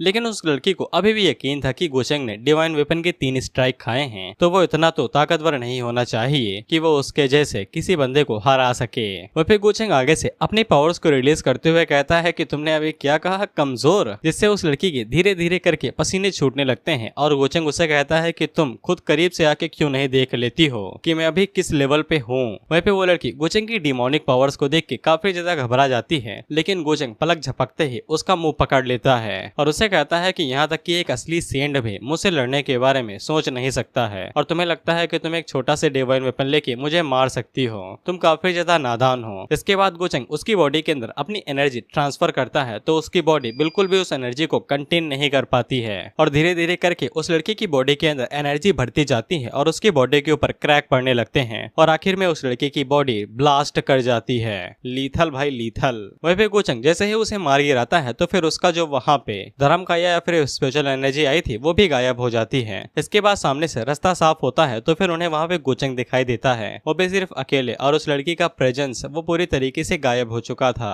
वहीं पे वो सभी लोग दोबारा गोचेंग से इम्प्रेस हो जाते हैं कि इतना ज्यादा घायल होने के बावजूद वो एक एनिमी, वो भी डिवाइन वेपन के साथ वाले बंदे को हराने में कामयाब हो गया। वहीं पे गोचेंग वहाँ पे नौटंकी करते हुए कहता है कि उसने अपनी लाइफ फोर्स का इस्तेमाल किया है और वो कुछ टाइम तक अपनी कल्टीवेशन का इस्तेमाल नहीं कर सकता है लड़ने के लिए। इस पे वो सभी लोग माफी मांगते हैं कि उनके कमजोर होने की वजह से गोचेंग को इस बैटल के दौरान कुछ ज्यादा ही घाटा हो गया। जिसपे गोचेंग उनसे कहता है कि उनकी कोई भी गलती नहीं है। इसके बाद वो सभी लोग वहाँ पे बैठ के बातें करते हैं और पूरा कंक्लूजन ये निकलता है कि ये सभी लोग जाके क्लैन और बाकी सभी लोगों को बता देंगे कि अंदर के जो लोग हैं वो वहाँ पे बगावत करने पे उतर आए हैं और उन्होंने जो अग्रीमेंट किया था उसे तोड़ दिया गया है। वहीं पे ये काले लिबास वाला बंदा भी कहता है कि हाँ, हमें ऐसा ही करना चाहिए। वहीं पे कुछ उड़ने वाले लोग थे जो कि भागने की कोशिश कर रहे थे और सभी लोगों को न्यूज बताने के बारे में सोच रहे थे। गोचेंग के फॉलोअर पूछते हैं कि क्या करना है तो गोचेंग कहता है कि जाओ और जाके मार दो। वहीं पे हम लोग जियान को देखते हैं जिसने कोई स्पेशल वेपन बाहर निकाला था। इसके बाद वो उसे दोबारा अपने पास रख लेती है और खुद को ही कोसते हुए कहती है कि मैं बेफालतू में ही उस बड़े भाई की चिंता कर रही थी, कुछ बेवकूफ लोग उसे कभी भी नहीं हरा सकते हैं। और वो अपने मन के अंदर सोचती है कि गोचेंग ने फिर से चीजों को इस तरीके से मैनिपुलेट किया कि वो खुद को यहाँ पे एक सेंट की तरह दिखा रहा है और उसे समझ में आ जाता है कि जब तक तक वो गोचेंग के करीब रहेगी तब तक वो मुसीबतों के अंदर फंसती रहेगी। फिर इसके बाद हम लोग एक उड़ने वाले बंदे को देखते हैं जो कि मिंग की बहन के पास आता है और उसे बता देता है कि उड़ने वाली लड़की मारी जा चुकी है। अब जाके ऑथर हमें उस लड़की का नाम बता रहा है, उसका नाम है यूजिंग। वे भी मिंग की बहन आगे से कहती है कि गोचेंग तो अभी काफी ज्यादा थका हुआ होगा, ये हमारे लिए काफी ज्यादा अच्छा मौका है अगर हम एक साथ उसके ऊपर अटैक करते हैं। वहीं पे एक बंदा जो कि समझदार था वो आगे से कहता है कि जब तक बात गोचेंग से बदला लेने की थी तब तक सब कुछ ठीक था, लेकिन यूजिंग के एक्शन ने वहाँ पे बहुत बड़ा बवाल कर दिया है और आउटसाइड के जो कल्टीवेटर हैं वो शायद से यहाँ पे अटैक करने के लिए आ सकते हैं। वहीं पे मिंग की बहन भी आगे से यही कहती है कि वो काफी ज्यादा चालाक है, अब हम उसके सामने कुछ भी नहीं कर सकते हैं, क्या पता वो कब अपनी कमर के नीचे से कोई नई ट्रिक बाहर निकाल दे। जिसके बाद वो सभी लोगों से कहती है कि हमारा पहला मिशन यहाँ से घर वापस जाना है और किसी भी तरीके से बाहर वाले वर्ल्ड का जो गुस्सा है उसे बच के निकलना है, क्योंकि गोचेंग की वजह से इनर और आउटसाइड वर्ल्ड के दोनों के रिश्ते अब खराब हो चुके हैं, अब दोनों एक दूसरे की बिल्कुल भी नहीं सहेंगे। वहीं पे मिंग की बहन को साफ समझ में आ जाता है कि अगर वो लोग गोचेंग के साथ भिड़ना चाहते हैं तो फिर उन्हें बिल्कुल चालाक रहना पड़ेगा और किसी भी तरीके से अपनी कमजोरियों का फायदा किसी को उठाने नहीं दे सकते हैं। जिसके बाद हम लोग विंग्ड क्लैन के रेसिडेंस को देखते हैं जहाँ पे सभी लोग काफी ज्यादा गुस्से में थे, क्योंकि यूजिंग ने बिना किसी परमिशन के ही डिवाइन वेपन का इस्तेमाल कर लिया, जिसकी वजह से वो गोचेंग के ट्रैप के अंदर फंस गई और दोनों वर्ल्ड्स के बीच में अब यहाँ पे विवाद हो चुका है। वहीं पे इस कारनामे की वजह से इनका जो क्लैन है वो एशियंट इमॉर्टल लैंड के अंदर क्रिमिनल बन चुका है, यानी कि बाकी क्लैंस की तरफ से इन्हें कोई भी मदद नहीं मिलेगी।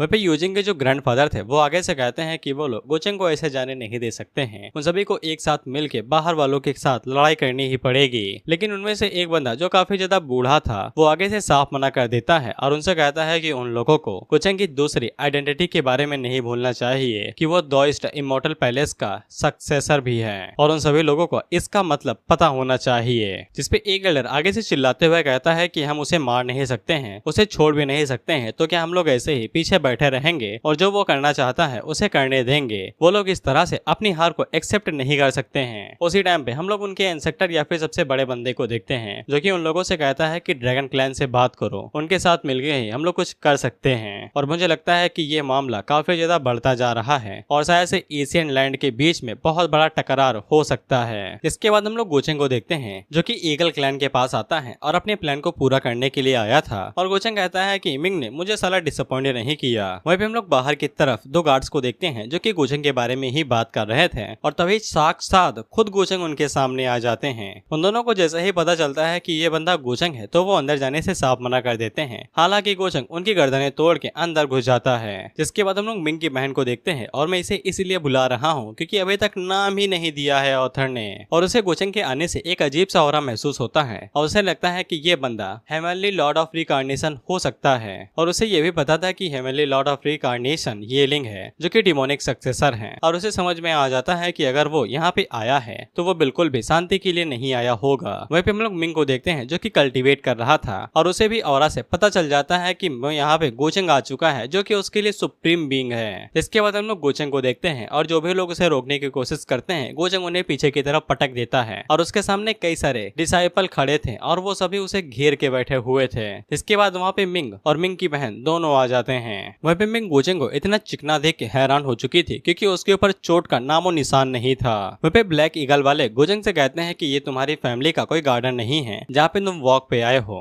वहीं पे गोचेंग उन लोगों को धमकी देते हुए कहता है वो भी प्यार से, ऐसा लगता नहीं है कि तुम लोगों को जिंदगी कुछ ज्यादा ही प्यारी है तभी यहाँ पे सामने खड़े हो। उसी टाइम पे अंदर से एक एल्डर बाहर निकलता है जो कि गोचेंग से कहता है कि वापस लौट जाओ, तुम्हारा यहाँ पे आने का मकसद क्या है। जिसपे गोचेंग आगे से कहता है कि मैं यहाँ पे कुछ लेने के लिए आया हूँ जो कि मेरा है। एल्डर पूछते हैं कि वो क्या चीज है, जिसपे गोचेंग आगे से कहता है कि सबसे पहले चीज तो हेवनली लॉर्ड ऑफ रिकार्ने का पेसडल स्टल और साथ ही में ये पूरा ईगल क्लैन। वहीं पे एल्डर इस बात से हैरान हो जाते हैं कि गोचेंग को पेडस्टल के बारे में पता है जो कि उनकी एशियन क्लैन की लेगेसी है। वहीं पे गोचेंग एल्डर से कहता है कि तुम्हारे अंदर बिल्कुल भी क्वालिफिकेशन नहीं है कि तुम मुझसे बात करो, अपने सुप्रीम एंसेक्टर को बुला के लेके आओ। अब वो लोग इस बेइज्जती को सह नहीं पाते हैं और आगे से कहते हैं कि चलो हम लोग गोचेंग को यहीं पे मार देते हैं, सारा किस्सा यहीं पे खत्म हो जाएगा। गोचेंग उन लोगों से कहता है कि बहुत हुआ, तुम सभी लोगों को अब मरना पड़ेगा। इसके बाद वो अपनी पावर को रिलीज करता है। बेसिकली वो जो टेक्निक ये लोग सीख रहे थे वेडिंग ड्रेस, उसकी मदद से वो इनकी लाइफ एंड डेथ को अब कंट्रोल कर सकता था। और गोचेंग जैसे ही वहाँ पे अपनी एनर्जी को रिलीज करता है तो फिर उन लोगों को झटके लगने लगते हैं और उनकी दिल की धड़कनें धीरे धीरे करके बंद होने लगती हैं। और ये वाली चीज इतनी ज्यादा दर्दनाक थी कि एंस्लेवमेंट सील से से भी ज्यादा खतरनाक लग रही थी। वहीं पे एल्डर अपने दर्द के मारे नीचे गिर जाता है और गोचंग से कहता है कि तुम हमारे जीने और मरने को कैसे कंट्रोल कर सकते हो। वहीं पे गोचंग उन लोगों से कहता है कि एक बात अपने दिमाग के अंदर घुसा के बिठा लो कि अब से मैं ही तुम्हारा मास्टर हूँ, जहाँ भी दिखूंगा सर झुका लेना। वहीं पे मिंग की बहन अपने मन के अंदर सोचती है कि इस मेथड को जरूर अनस्लेवमेंट सील के साथ जुड़ा होना चाहिए और ऊपर से हेवनली लॉर्ड के अलावा कोई भी पेट्सटेल के बारे में नहीं जानता था और शायद से ये लिंक पहले ही मारा जा चुका होगा और उसके पीछे जरूर गोचंग का ही हाथ होगा या फिर शायद यही असल में असली डिमोनिक सक्सेसर है। वह फिर गोचंग मिंग की बहन की तरफ देखता है, वो भी मुस्कुराते हुए। तो फिर मिंग की बहन की सांसें अटक जाती हैं। खैर इसके बाद वहाँ पे काफी जोरों की हवा चलने लगती है और उसी टाइम पे हम लोग देखते हैं कि आसमान के अंदर से कोई बंदा बाहर निकलता है जो कि उन लोगों का इंसेक्टर था और वो गोचंग से कहता है कि ऐसा लगता है कि तुम हमारे बारे में भूल चुके हो। वहीं पे वो सभी लोग कहते हैं कि सुप्रीम एल्डर आइए और हमें बचा लीजिए। वहीं पे गोचंग इस बंदे को भी सीरियस नहीं लेता है और उससे कहता है कि चलो कम से कम मुखड़ा तो दिखाया, लेकिन एक बात बता दूं, supreme leader of ancient eagle clan, तुम एक चींटी से ज्यादा बड़े नहीं हो। वहीं पे इंसेक्टर आगे से कुछ छीन ढपाक डमडम वाले टेक्निक इस्तेमाल करते हुए कहते हैं कि तुम्हें लगता है कि तुम लॉन्गटेंग को हराने के बाद कुछ भी कर सकते हो, तुम्हें अब पता चलेगा कि मैं तुम्हें क्या सिखाने वाला हूँ। जिसपे गोचंग उसे कहता है कि अच्छा। जिसके बाद वो दोबारा अपनी टेक्निक का इस्तेमाल करते हुए कहता है कि घुटनों पे आके नीचे जमीन पे लेट जाओ और वो जैसे ही वेडिंग ड्रेस टेक्निक का इस्तेमाल करता है तो फिर उसे झटका लगता है और वो एक झटके में जमीन पे आके जा गिरते हैं। वहीं पे मिंग और उसकी बहन दोनों अपने मन के अंदर सोचते हैं कि सुप्रीम एल्डर के भी लग गए, साला सुप्रीम इंसेक्टर भी इसके सामने टिक नहीं पाए, इसका बैकग्राउंड क्या है और इसके पास सुप्रीम बिंग का ऑरा क्यों है। उसी टाइम पे हम लोग देखते हैं कि वहाँ पे एक और बंदा उड़ते हुए आता है जो कि थोड़ा सा समझदार था और वो गोचंग से दया दिखाने के लिए कहता है और वो गोचंग को बताता है कि वो पूरे क्लैन का इंसेक्टर है और यहाँ का मालिक है और वो गोचंग से कहता है कि चलिए हम लोग आराम से बैठ के बातें करते हैं। वहीं पे वहाँ के डिसाइपल कहते हैं कि ये फोर्सफुली अंदर घुस गया और हमारे भाइयों को मार दिया, आपको तो इसे खत्म कर देना चाहिए। वहीं पे इंसेक्टर उसे चुप रहने को कहते हैं और उसे कहते हैं कि अगर उसे सबको मारना होता तो वो काफी टाइम पहले ही कर चुका होता। वहीं पे इंसेक्टर को काफी अच्छे से पता है कि गोचंग काफी ज्यादा चालाक है और उसने अभी तक अपनी असली स्ट्रेंथ को दिखाया ही नहीं है, इसीलिए उन लोगों को काफी आसानी के साथ गोचंग को संभाल के मेन हॉल में बैठा के बात करनी चाहिए। गोचंग उससे कहता है कि मुझे चालाक आदमी पसंद है, जल्दी से रास्ता दिखाओ। खैर इसके बाद गोचंग को मेन हॉल के अंदर बुलाया जाता है, इंसेक्टर की कुर्सी के ऊपर बिठाया जाता है और उसे एकदम लॉर्ड की तरह ट्रीट किया जाता है। वह फिर सुप्रीम इंसेक्टर अपने मन के अंदर सोचते हैं वे कोशी सुप्रीम कल्टीवेशन पे हैं, लेकिन एक झटके में गोचंग ने उन्हें धूल चटा दी। जिसके बाद वो मिंग की बहन और अब जाके हमें इसका नाम बताया जाता है, वो है यान यू। सुप्रीम एल्डर उसे कहते हैं कि जाओ और जाके गोचंग को टी सर्व करो। जिसके बाद यान यू आगे बढ़ती है और वो गोचंग को चाय पिलाती है। गोचंग उससे नाम पूछता है तो यान यू उसे अपना नाम बताती है और एक चीज तुम लोग नोटिस कर लो, इसके कपड़े बदल चुके हैं। अब मैं तुम्हें ये इसलिए बता रहा हूँ जिससे तुम समझ सको। यहाँ पे गोचंग को रिझाने की कोशिश की जा रही है क्योंकि तुमने इसके कपड़े देखे होंगे जो कि बैटलफील्ड की यूनिफॉर्म की तरह रहते हैं, लेकिन अब ये कपड़े एकदम ट्रेडिशनल ड्रेस की तरह हैं। वहीं पे गोचंग उसे कहता है कि तुम काफी ज्यादा समझदार इंसान हो, तुम्हें सही रास्ता चूज करना चाहिए। इनडायरेक्टली कह रहा है गुलाम बन जाओ। वहीं पे सुप्रीम इंसेक्टर अपने मन के अंदर सोचते हैं कि पता नहीं एल्डर क्यों इसे इतनी ज्यादा इज्जत दे रहे हैं और उसे एकदम लॉर्ड की तरह सर्व कर रहे हैं। वहीं पे बाकी जो डिसाइपल होते हैं जो कि यूनिट से थे यानी लड़ने वाले, वो भी मन के अंदर सोचते हैं कि यान यू उनकी वॉरियर क्लैन है, यानी कि वो उनके लिए काफी ज्यादा कमाल की और एक आइडल की तरह है। वो यहाँ पे गोचंग को टी सर्व कर रही है जस्ट लाइक अ सर्वेंट। और क्योंकि गोचंग भाई साहब उनकी जमीर से जुड़े हुए हैं तो वो एक झटके के अंदर कह देते हैं कि उन्हें पता है कि कुछ लोग उन्हें मारना चाहते हैं, एग्जाम्पल के लिए तुम। जिसके बाद गोचंग एक झटके में ही उन्हें मार देता है और वो बाकी लोगों से कहता है कि एक बात याद रखना कि मुझे गद्दार बिल्कुल भी पसंद नहीं है और उनके लिए सबसे बेहतरीन एंडिंग मौत ही होती है। जिसपे वो सभी लोग अपना सर झुका लेते हैं और कहते हैं कि भैया हम लोग सबमिट करने के लिए राजी हैं, बस आप कत्लेआम मत मचाइएगा। जिसपे गोचंग उन लोगों से कहता है कि वो काफी ज्यादा दिलदार किस्म का आदमी है, दिलदार किस्म का, और वो बेफालतू में किसी को नहीं मारता है। अगर वो लोग उससे अच्छे से बात करते हैं और लॉयल रहते हैं तो वो किसी को भी नहीं मारेगा और पूरी एशियंट इमॉर्टल लैंड को उन्हें डोमिनेट करने देगा। इसके बाद हम लोग गोचंग को देखते हैं जो कि यान यून को लेके एक अलग जगह पे आ जाता है और उसे कहता है कि वो काफी ज्यादा चालाक है, इसीलिए वो गोचंग की मदद कर सकती है यहाँ के बाकी क्लैंस के जिंगलाइट्स के लाइफ फोर्स को। जिससे मिंग काफी ज्यादा हैरान हो जाती है। तो फिर गोचंग उसे कहता है कि इस केओस के बाद इमॉर्टल एशियन कॉन्टिनेंट अब दोबारा बंद नहीं होगा और इससे इसी को ही फायदा होगा क्योंकि ये जगह बहुत ज्यादा कमाल की ब्रीडिंग ग्राउंड बन सकती है, प्रजनन करना नहीं, एक ऐसी जमीन जिसके अंदर से एनर्जी निकल सकती है। जिसपे यान यू गोचंग की बात मान जाती है और उसे कहती है कि वो अपना बेहतर करेगी करेगी। जिसके बाद हम लोग देखते हैं कि वो लोग पेडिस्टल के पास आ जाते हैं जो कि इमॉर्टल रिकार्नेशन का था। वह पे यान्यू गोचंग को बताती है कि यहाँ पे सिर्फ एडवांस कल्टीवेटर्स ही आ सकते हैं, जैसे कि एल्डर्स, जो कि रिकार्नेशन रोल का इस्तेमाल करके यहाँ पे कल्टीवेट करते हैं। इसके बाद गोचंग अपने पास से बाटली बाहर निकालता है और डायरेक्ट उस जगह की बीचों बीच चला जाता है और वहाँ से बाटली की मदद से वहाँ की एनर्जी को भरने लगता है। वह पे यान्यू इस बात को देख के हैरान हो जाती है क्योंकि एल्डर्स भी इतनी गहराई में जाके पावर को सहन नहीं कर सकते हैं, लेकिन वो तो डायरेक्ट अंदर घुस के उसे सीधा रिफाइन ही कर रहा है। वह पे गोचंग जैसे ही वो सभी चीजें रिफाइन कर लेता है तो फिर उसकी पावर फिर से बढ़ जाती है। बस पावर ही बढ़ रही है, इसकी और कुछ भी नहीं। अब इसके बाद गोचंग अपना नया प्लान शुरू करता है जो कि होता है कि ईगल क्लैन की मदद से बाकी क्लैंस को उंगली करना। इसके बाद हम लोग नागो भाई को देखते हैं और इनके क्लैन का नाम है स्नेक क्लैन, और इन्हें जैसे ही पता चलता है कि ईगल क्लैन वाले रिकार्नेशन पेडिस्टल का इस्तेमाल करने लगे हैं तो फिर इनकी जलने लगती है, क्योंकि बिना बाकी सभी क्लैन की सहमति के वो लोग ऐसे ही इसे इस्तेमाल नहीं कर सकते हैं। और ऊपर से बाहर के जो कल्टीवेटर है वो यहाँ पे आने के बाद सीधा तबाही मचाएंगे, इसलिए इन लोगों को खुद को बचाने के लिए भी नया नया तरीका ढूंढना पड़ेगा ताकि ये लोग सर्वाइव कर सकें। इसके बाद हम लोग ली सुई को देखते हैं जो कि पोर्टल से गोचंग के कर्मकांड को देख रहे थे। जिसके बाद वो गोचंग के ऊपर चिल्लाते हुए कहते हैं कि ये कमीना लड़का जानबूझ के उन सभी क्लैन वालों को मरवाना चाहता है। खैर इसके बाद हम लोग गो क्लैन के एक एल्डर को देखते हैं जो कि आगे से कहते हैं कि वो मेरी फैमिली का ही यंग मास्टर है, तुम उसके तरीकों से क्या ही उम्मीद करोगे। वैसे मैं उससे कभी मिला नहीं हूँ, लेकिन उसके बारे में र्यूमर सुने हैं और उसके इन तरह के कारनामों से मैं बिल्कुल भी हैरान नहीं हूँ। इनकी शक्ल पे मत जाना, दिखने में भले ही बवासीर जैसे हैं लेकिन कैंसर की दवाई से कम नहीं है। वहीं पे ये भी वहाँ पे जाके भाई योगदान देना चाहते थे ताकि अंदर वाले वर्ल्ड को डिस्ट्रॉय कर दिया जा सके। इसलिए एडर ली सुई उनसे कहते हैं कि तुम जियान की फैमिली की यंग मास्टर हो और उनके इंसेक्टर हो, इसीलिए तुम्हारा वहाँ पे जाना कोई भी जरूरी नहीं है। लेकिन एल्डर अपनी जिद पे अड़े रहते हैं कि ये मेरी गो फैमिली का मामला है, अगर मैं नहीं जाऊंगा तो फिर कौन जाएगा। जिसपे एल्डर ली सुई उनकी तरफ देखते हैं और एल्डर वो उनकी तरफ देखते हैं। फिर इसके बाद एल्डर ली सुई कहते हैं कि अगर ऐसी बात है तो फिर मैं तुम्हारे साथ चलूंगा, हम दोनों पुराने साथी जो हैं। खैर इसके बाद हमें बारात दिखाई जाती है जो कि बहुत ज्यादा बड़ी होती है, सच में बहुत ज्यादा बड़ी। अनेक शिप्स होती हैं और ऊपर से उनके ऊपर जो कल्टीवेटर होते हैं वो सभी किंग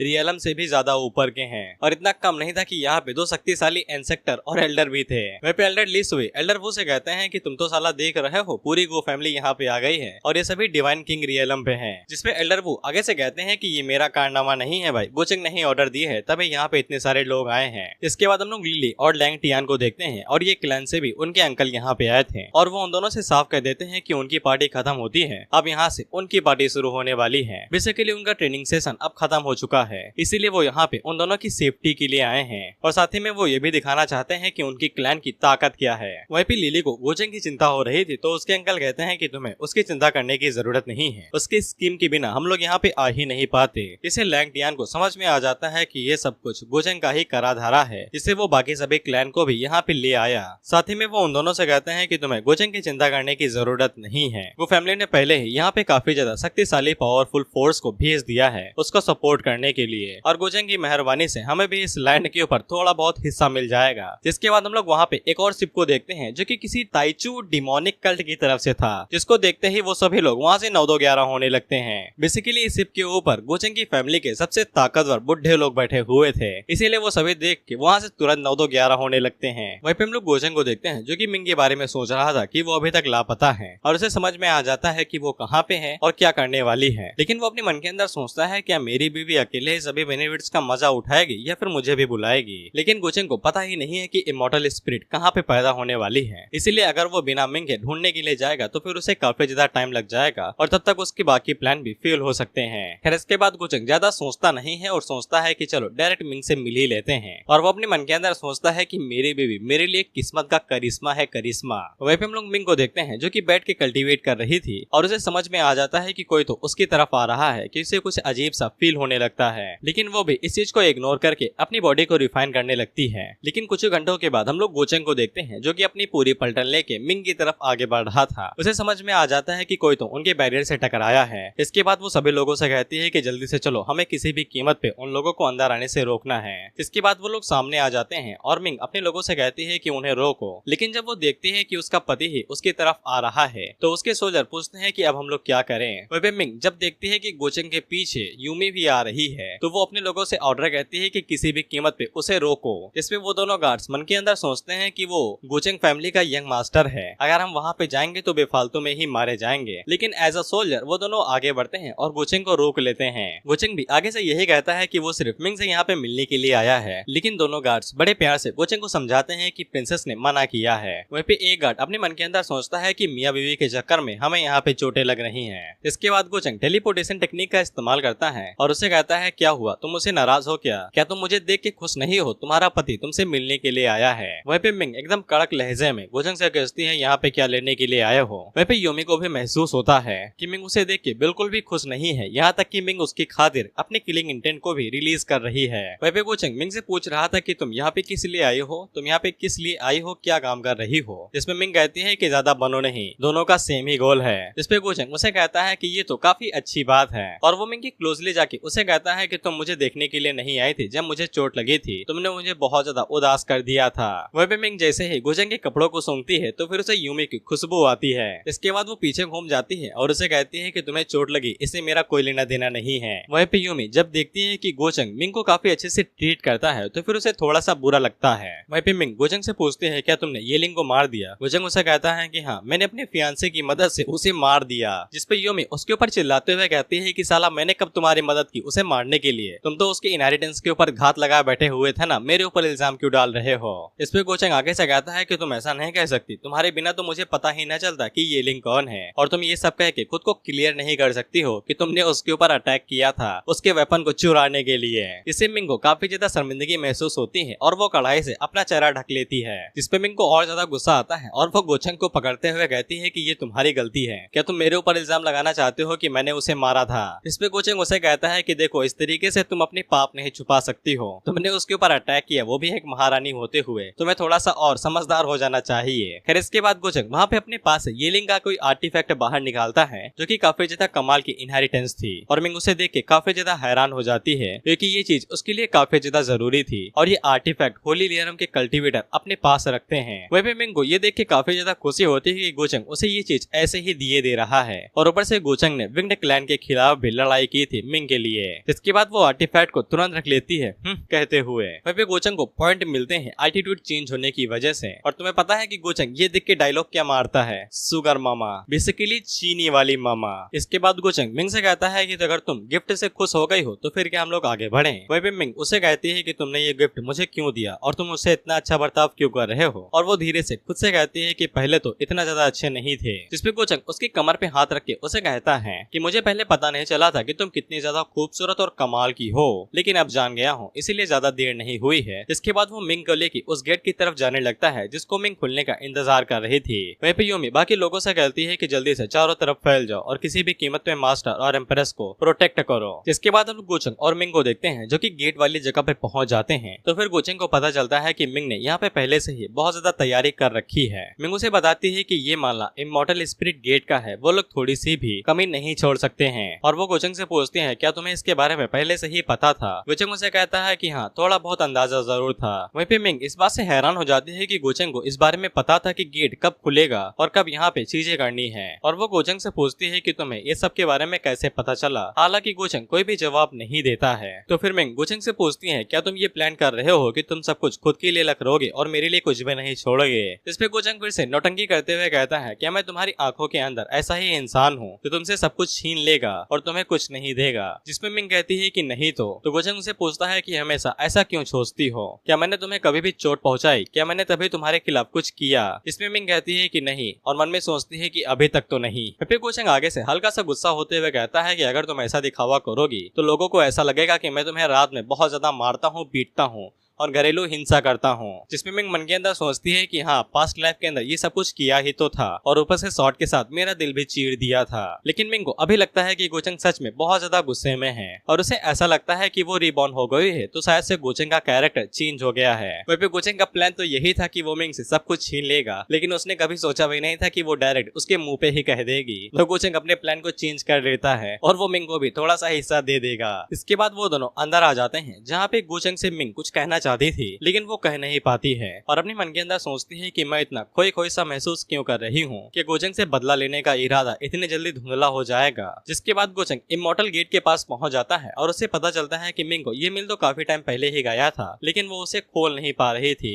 इसके बाद गोचंग मिंग से कहता है कि अगर तुम्हें मेरे ऊपर भरोसा नहीं है तो फिर तुम पहले जाके गेट को ओपन कर सकती हो और अगर तुम्हें ऐसा लगता है कि मैं तुम्हारे खिलाफ कुछ कर सकता हूँ तो फिर तुम मेरे साथ अंदर आ सकती हो। जिसपे मिंग गोचंग से कहती है कि उसे उसके ऊपर भरोसा है। इसके बाद मिंग गोचंग को बताती है कि गेट खोलने के दो ही तरीके हैं। पहला तो ये अपने आप अपने टाइम से खुलेगा जो कि वो टाइम होता है जब पूरा केओस में होगा, सभी लोग लड़ रहे होंगे उस टाइम पे, यानी कि एशियन कॉन्टिनेंट और बाहर वाले लोग। और दूसरा तरीका है इमॉर्टल स्क्रिप्ट यानी स्क्रोल का इस्तेमाल करके। वह भी स्क्रिप्ट के बारे में कोई भी जानकारी नहीं है कि वो कहाँ पे है। वह भी गोचंग के पास तो चलता फिरता अमेज़न था, वो सिस्टम से कहता है कि भैया जल्दी से इमॉर्टल स्क्रोल निकालना, वो भी सेल से। इस पे सिस्टम उसके सामने इमॉर्टल स्क्रोल दे मारता है जो कि ज्यादा महंगा नहीं था, बस 18,000 डायनेस्टी वैल्यू पे था। तो गोचंग उसे तुरंत खरीद लेता है।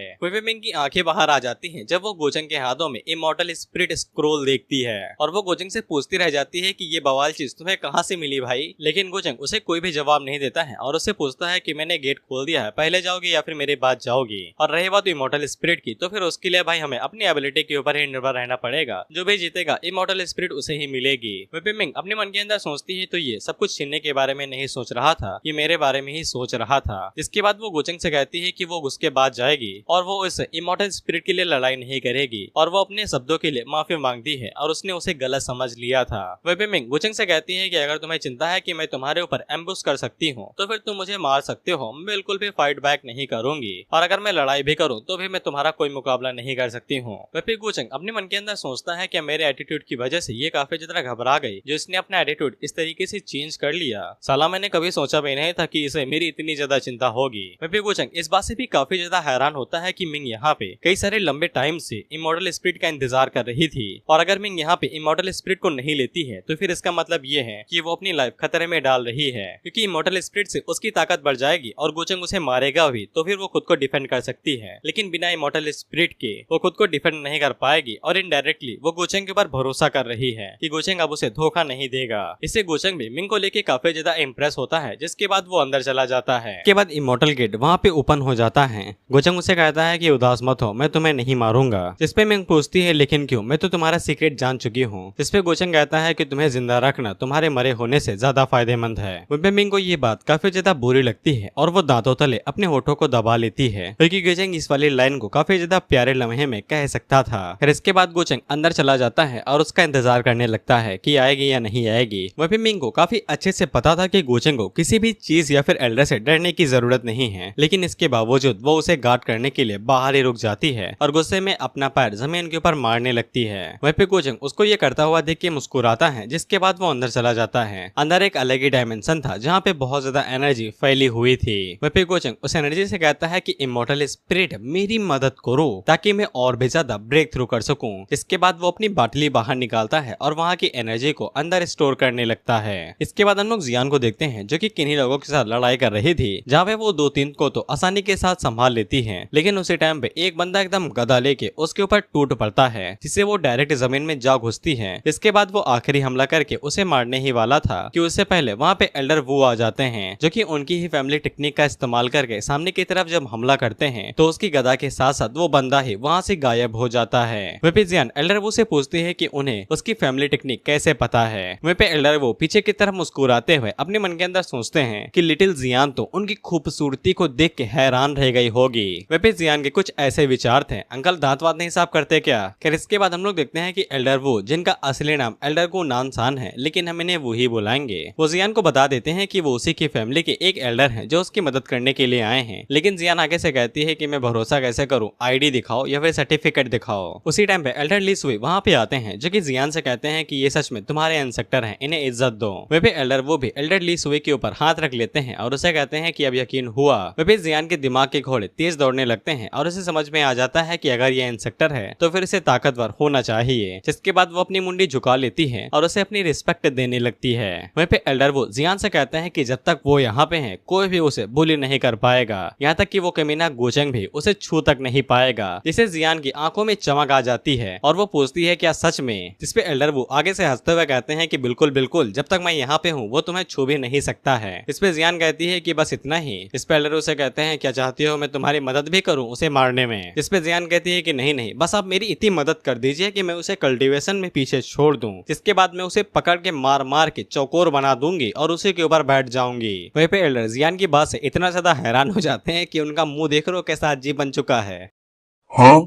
इसके बाद वो भागते हैं लिस वेई के पास जाते हैं और उससे कहते हैं कि ये तो गोजंग से नफरत करती थी ना, ये उसके साथ फेयर फाइट क्यों करना चाहती है। खैर इसके बाद जियान यहाँ पे ये बात करती है कि अगर वो यहाँ पे आए हैं तो फिर गोजंग के पास कोई ना कोई खास टैलेंट होना चाहिए और वो उसे छुपा रहा होगा। इसे एल्डर वो के मन के अंदर एक बात आती है कि गोजंग के पास डॉज्ड बोन काफी ज्यादा पावरफुल है, लेकिन शायद से उसके पास कोई ऐसा भी टैलेंट है जो उसके मुकाबले में कुछ भी नहीं है और शायद से इसीलिए उनकी गो फैमिली के अंदर डिमोनिक लाइनेज से कोई बंदा हो सकता है। और वो जियान की तारीफ करते हैं कि तुम तो उस बंदे के सभी इरादों को काफी अच्छे से समझ गई। इससे एल्डर लिस वेई हैरान हो जाते हैं कि कभी ये इतनी ज्यादा चालाक बन गई। वहीं पे हम लोग डिमोनिक लाइनेज वाले एक शिप को देखते हैं। बेसिकली इसके अंदर से देख ही सकते हो कितना गजब का ऑरा निकल रहा है और ये लोग गोजंग की साइड से हैं, लेकिन इनकी पावर ज्यादा है तो फिर इन लोगों को डिमोनिक लाइनेज बोला जा रहा है। इसके बाद उस शिप को जो लीड कर रहा था वो बंदा कहता है जाओ और जाके पूरे के पूरे क्लैन को डिस्ट्रॉय कर दो। वहीं पे उन लोगों ने विंग्ड क्लैन के जो यंग मास्टर था उसे पहले ही पकड़ लिया था और वो उसके ऊपर पैर रख के कहता है कि देख ले बचुआ, तो हर क्लैन पूरी तरीके से डिस्ट्रॉय होवल जा रहा। जिसपे यंग मास्टर आगे से कहता है कि तुम्हें पता भी है कि तुम किसके साथ भिड़ रहे हो, मेरा विंग्ड क्लैन तुम लोगों को कभी भी नहीं छोड़ेगा। जिसपे वो बंदा आगे से कहता है कि वो तो हम देख लेंगे, अभी के लिए अपनी खैर मनाओ। जिसके बाद हम लोग मिंग को देखते हैं और इमोर्टल गेट से जो ऑरा थोड़ा सा लीक हो रहा था मिंग उसे एब्जॉर्ब कर ले रहे थे। बेसिकली एक तीर से दो शिकार कर रहे थे, एक तो एनर्जी बढ़ा रही थी खुद की और दूसरा किसी को पता भी नहीं चलेगा। उसी टाइम पे उसे अंदर से ऑरा महसूस होता है जो कि गोचेंग का होता है और गोचेंग का ऑरा इस टाइम पे सेंट फेस पे था, जिससे मिंग काफी ज्यादा हैरान होती है। यानी गोचेंग जो अपनी कल्टीवेशन बताए फिर रहा है उसका लेवल उससे 3-4 गुना ज्यादा है, सॉरी लेवल ज्यादा है। वहीं पे गोचेंग भाई साहब जब बाहर आने की कोशिश कर रहे थे तो फिर उनके ऊपर धड़ाधड़ बिजलियां गिर रही थी। बेसिकली उनके ऊपर स्ट्राइक हो रही थी क्योंकि वो कुछ चीजें चुरा के लेके जा रहे थे। वहीं पे मिंग अपने मन के अंदर सोचती है कि अगर गोचेंग की यही असली कल्टीवेशन है तो फिर वो आसानी के साथ उसकी आंखों के अंदर जो कांटे हैं उन्हें एक झटके में बाहर निकाल के फेंक सकता है। खैर इसके बाद गोचेंग बाहर आता है तो फिर उसके सारे कपड़े फट चुके थे और वो आगे से लाइटिंग थंडर को गाली देते हुए कहता है क्या तुम मुझे सच में सुलाना चाहते थे जो इतनी ज्यादा लाइटनिंग थंडर बरसा रहे हो। वहीं मिंग उसके ऐसे हालातों के ऊपर हंसने लगती है तो गोचेंग उसके पास जाता है और उसे कहता है कि शर्मा क्यों रही हो, जितना चाहे उतना देख सकती हो क्योंकि आखिर में मैं होना तो तुम्हारा ही हूँ। जिसपे मिंग उसे कहती है कि लाइन मारना बंद करो, जल्दी से जाके कपड़े पहन लो। गोचेंग उसे कहता है एडवांटेज लेना है ले लो, मैं तुम्हें लेने दे रहा हूँ, मुझे कोई दिक्कत नहीं है। खैर इसके बाद इमोर्टल गेट श्रिंक होने यानी कि छोटा होके बंद होने लगता है। मिंग उसे कहती है कि उसके अलावा कोई भी अंदर नहीं जा सकता है, नहीं तो वो अंदर ही फंस रह जाएगा और साथ ही में किसी को भी नहीं पता चलेगा कि कोई अंदर भी गया था और यहाँ पे कोई इमोर्टल गेट भी था। जिसपे गोचेंग मिंग से कहता है कि तुम्हें छोड़ के किसी को भी नहीं पता है, जिससे मिंग काफी ज्यादा घबरा जाती है और वो आगे से डरते हुए कहती है कि वो किसी को भी इस बारे में नहीं बताएगी। इस पे गोचेंग काफी ज्यादा हैरान होता है क्योंकि इसने ये बात काफी ज्यादा आराम और कैजुअली कही थी, लेकिन मिंग इसके बावजूद काफी ज्यादा डर गई है और गोचेंग उसे कहता है कि इतना घबराओ नहीं, मैंने ये बात नॉर्मली ही बोली है और मुझे पता है कि तुम ऐसा कुछ भी नहीं करोगे। जिसके बाद वो बाटली बाहर निकालता है जिसके अंदर उसने इमोर्टल स्पिरिट्स को कैद किया था और गोचेंग उस इमोर्टल स्पिरिट को मिंग को दे देता है। मिंग उसकी तरफ देखती है तो गोचेंग उसे कहता है कि ये तुम्हारी कड़ी मेहनत का फल है और ज्यादा सोचने की जरूरत नहीं है, बस फ्यूचर में काफी अच्छे से मुझे ट्रीट करना। मिंग इस बात से हैरान होती है कि गोचेंग ने अपनी जान खतरे में डाली बस इमोर्टल स्पिरिट को उसके लिए यहाँ पे लाने के लिए, और गोचेंग के ऊपर जो स्ट्राइक हो रही थी वो इसी इमोर्टल स्पिरिट की वजह से हो रही है जो वो चोरी करके ला रहा था मिंग की खातिर। जिसके बाद उसे दोबारा अपने कहे गए शब्दों के ऊपर पछतावा होने लगता है। इसके बाद वो गोचेंग को रोकती है और उससे पूछती है क्या ऐसे ही जाने का इरादा है। And after this we see that Gocheng arrives his family ships, everyone greet him as young master. After seeing his whole army Gocheng thoughts with his army and puppets will be enough swipe out the whole immortal clans. हैरान मत हो, कभी कभी जबान फिसल जाती है। गोचेंग के आने के बाद वो अपनी पूरी आर्मी और अपने पपेट्स के बारे में सोचता है कि इतना काफी होगा पूरे इमोर्टल क्लैंस को सफा चट करने के लिए, और साथ ही में उसके पास उसकी मदर की साइड से ताइचू डीमन कल्ट भी है। इसीलिए आज पंखों वाले क्लैन में से तो कोई भी जिंदा नहीं बचेगा जो गोचेंग को मारना चाहते थे। और साथ ही में यहाँ पे गोचेंग के पास फर्स्ट एल्डर भी आए हुए हैं जो उसके लिए यहाँ पे फेवर के लिए आए हैं। खैर इसके बाद गोचेंग अपनी पूरी आर्मी को लेता है और विंग्ड क्लैन की तरफ आगे बढ़ने लगता है उनकी लंका लगाने के लिए। गोचेंग जैसे ही पंखों वाले क्लैन के दरवाजे पे पहुंचता है तो फिर वहाँ पे कुछ लोग आते हैं जो गोचेंग से कंप्लेन करते हैं कि अगर उसे महायुद्ध करना है तो फिर वो सीधा साधा करे, उन्होंने उसके यंग मास्टर को बंदी क्यों बना लिया है। जिसपे गोचंग पीछे देखते हैं तो फिर उसके एल्डर उसे बताते हैं कि ये अपनी चाइल्डहुड स्वीट हार्ट का बदला लेने के लिए आया था, तो फिर हमने इसे पकड़ लिया।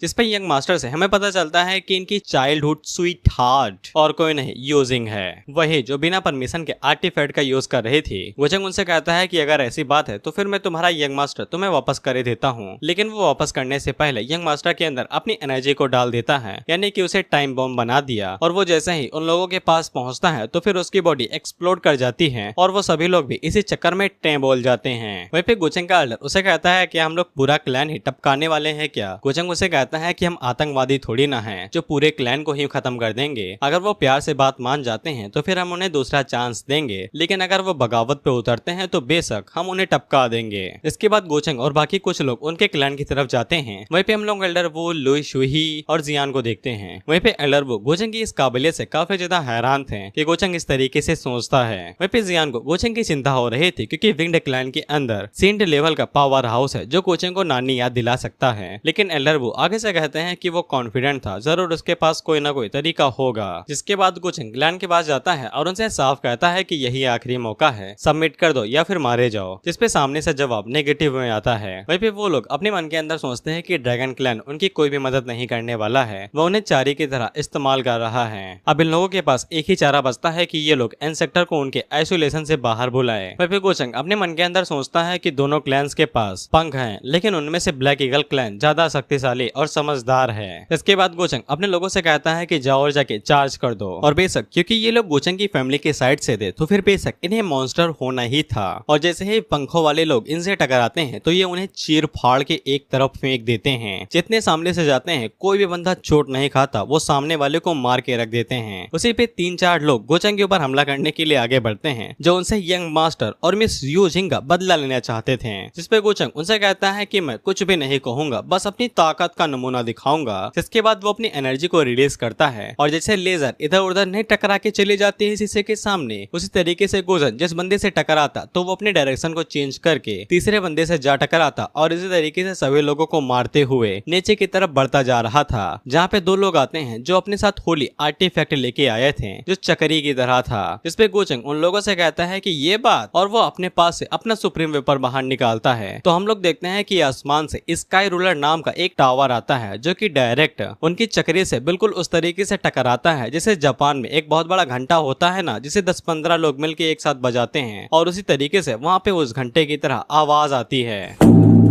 और गोचंग की स्काई रूलर की ताकत इतनी ज्यादा शक्तिशाली थी कि वो जैसे ही उससे टकराता है तो उनके क्लैन का जो पत्थर हवा में उड़ता था वो तिरछा हो जाता है। वहीं पे गोचंग की स्ट्रेंथ को देख के एल्डर वो काफी ज्यादा इम्प्रेस होते हैं क्योंकि गोचंग अकेले ही विंग्ड क्लैन के इलाइट्स का सामना कर सकता था। वहीं पे गोचंग भी उनकी तरफ पीछे मुड़ के देखता है, जिससे एल्डर वो भी काफी ज्यादा हैरान होते हैं, लेकिन उन्हें ऐसा लगता है कि उन्हें कोई गलती की है क्योंकि गोचंग के कल्टीवेशन के साथ वो अभी बिल्कुल भी उनके होने को महसूस नहीं कर सकता है। इसके बाद गोचंग उनकी फैमिली के लीडर्स के पास जाता है जो कि भाई यंगस्टर्स को आगे भेज के खुद को बचा रहे थे। गोचंग उनसे कहता है कि या तो सरेंडर करो या फिर मारे जाओ, या फिर अपने इंसेक्टर को बुला के लेके आओ फिर मारे जाओ। इस पे वो सभी लोग वहाँ पे ज्ञान की बातें पेलने लगते हैं कि तुमने जो कांड वांड किए हैं, जो बुरे काम किए हैं, तुम्हें आसानी की मौत नहीं मिलेगी। वह भी गोचंग तुरंत टेलीपोर्ट होके उनके मुंह के ऊपर झापड़ दे मारता है और आगे से कहता है कि ये बात मुझे पता है और मुझे ज्ञान देने की कोशिश ना ही करो तो ज्यादा बेहतर रहेगा। तुमने हजारों सालों तक कल्टीवेट किया है, लेकिन तुम्हारी सारी हिम्मत मुझे देख के गायब हो गई है। मेरा टाइम ना वेस्ट करो, खुद को जल्दी मार लो। खैर वो लोग वहाँ पे बात कर ही रहे थे कि उसी टाइम पे वहाँ पे विंग्ड क्लैन की इंसेक्टर आ जाती हैं जो कि गोचंग से कहती हैं कि लड़के तुम्हें ज्यादा आगे नहीं जाना चाहिए। वहीं पे गोचंग अपने मन के अंदर सोचता है quasi supreme at least triple heaven level, wow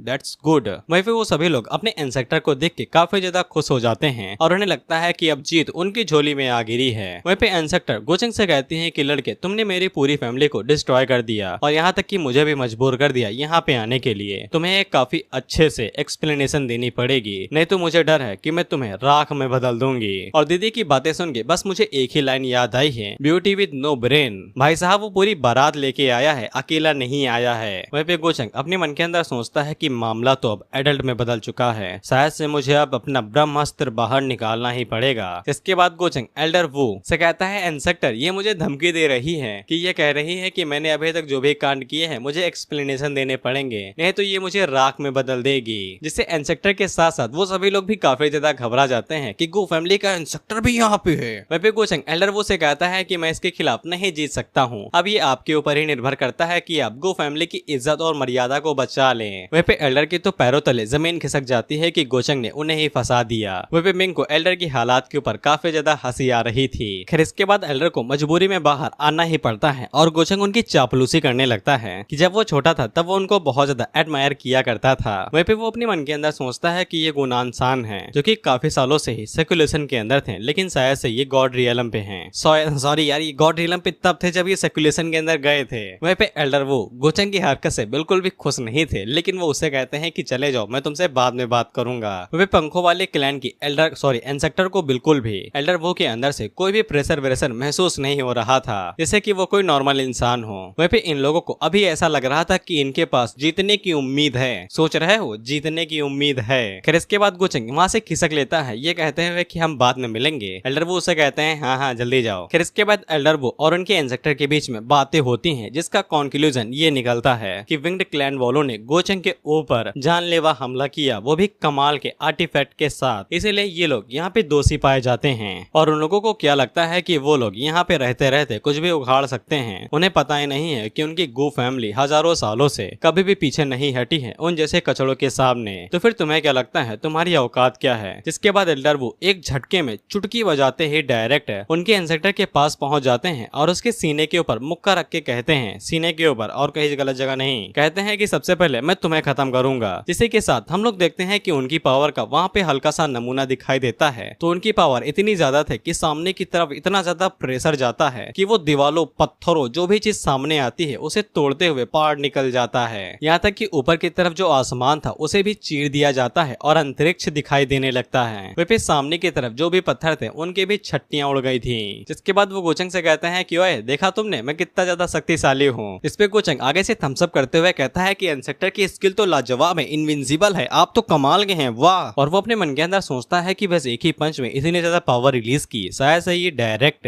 Raymond immortal पे पहुंच चुके हैं। इसके बाद एल्डर वो उन लोगों से कहते हैं कि भैया और भी ज्यादा लोगों हो तो बुला लो, मैं उनको भी एक एक करके खत्म कर दूंगा। जिसपे उन्हें कुछ भी समझ में नहीं आता है तो उनमें से एक बंदा वहां से 9-2-11 होने लगता है और वो अपने मन के अंदर सोचता है कि उसे यहाँ से भाग के डायरेक्ट ड्रैगन क्लैन के अंदर जाना पड़ेगा और वो वहाँ पे शेल्टर ले लेगा। लेकिन उसी टाइम पे एल्डर वो उसके सामने आते हैं जो कि वॉइड को तोड़ते हुए उसके मुंह के ऊपर गोचंग की तरह ही उल्टे हाथ का रैपटा मारते हैं, जिससे वहाँ पे बहुत ज्यादा फोर्स रिलीज होती है और वो भी मारा जाता है। वहीं पे आसपास के कल्टीवेटर जो कि वहाँ पे नजारा देखने के लिए आए थे उन सभी के पसीने छूटने लगते हैं, क्योंकि उन्होंने सुना था कि एवरलास्टिंग गो फैमिली के अंदर कई सारे इंसेक्टर हैं और उनमें से एक इंसेक्टर ने तो अकेले ही पूरे विंग्ड क्लैन के छक्के छुड़ा दिए। वहीं पे उनमें से एक बंदा था जिसके सर के ऊपर सींग लगा हुआ था, वो भी इस चीज से काफी ज्यादा घबरा जाता है। वहीं पे जियान का तो मुंह ही खुला रह गया था क्योंकि वो एल्डर को आंडू पांडू समझ रही थी, लेकिन अब उसने एल्डर की ताकत देख ली है तो वो काफी ज्यादा हैरान हो गई है। वहीं पे एल्डर ली सुई आगे से कहते हैं कि मुझे इसे अंदर नहीं आने देना चाहिए था।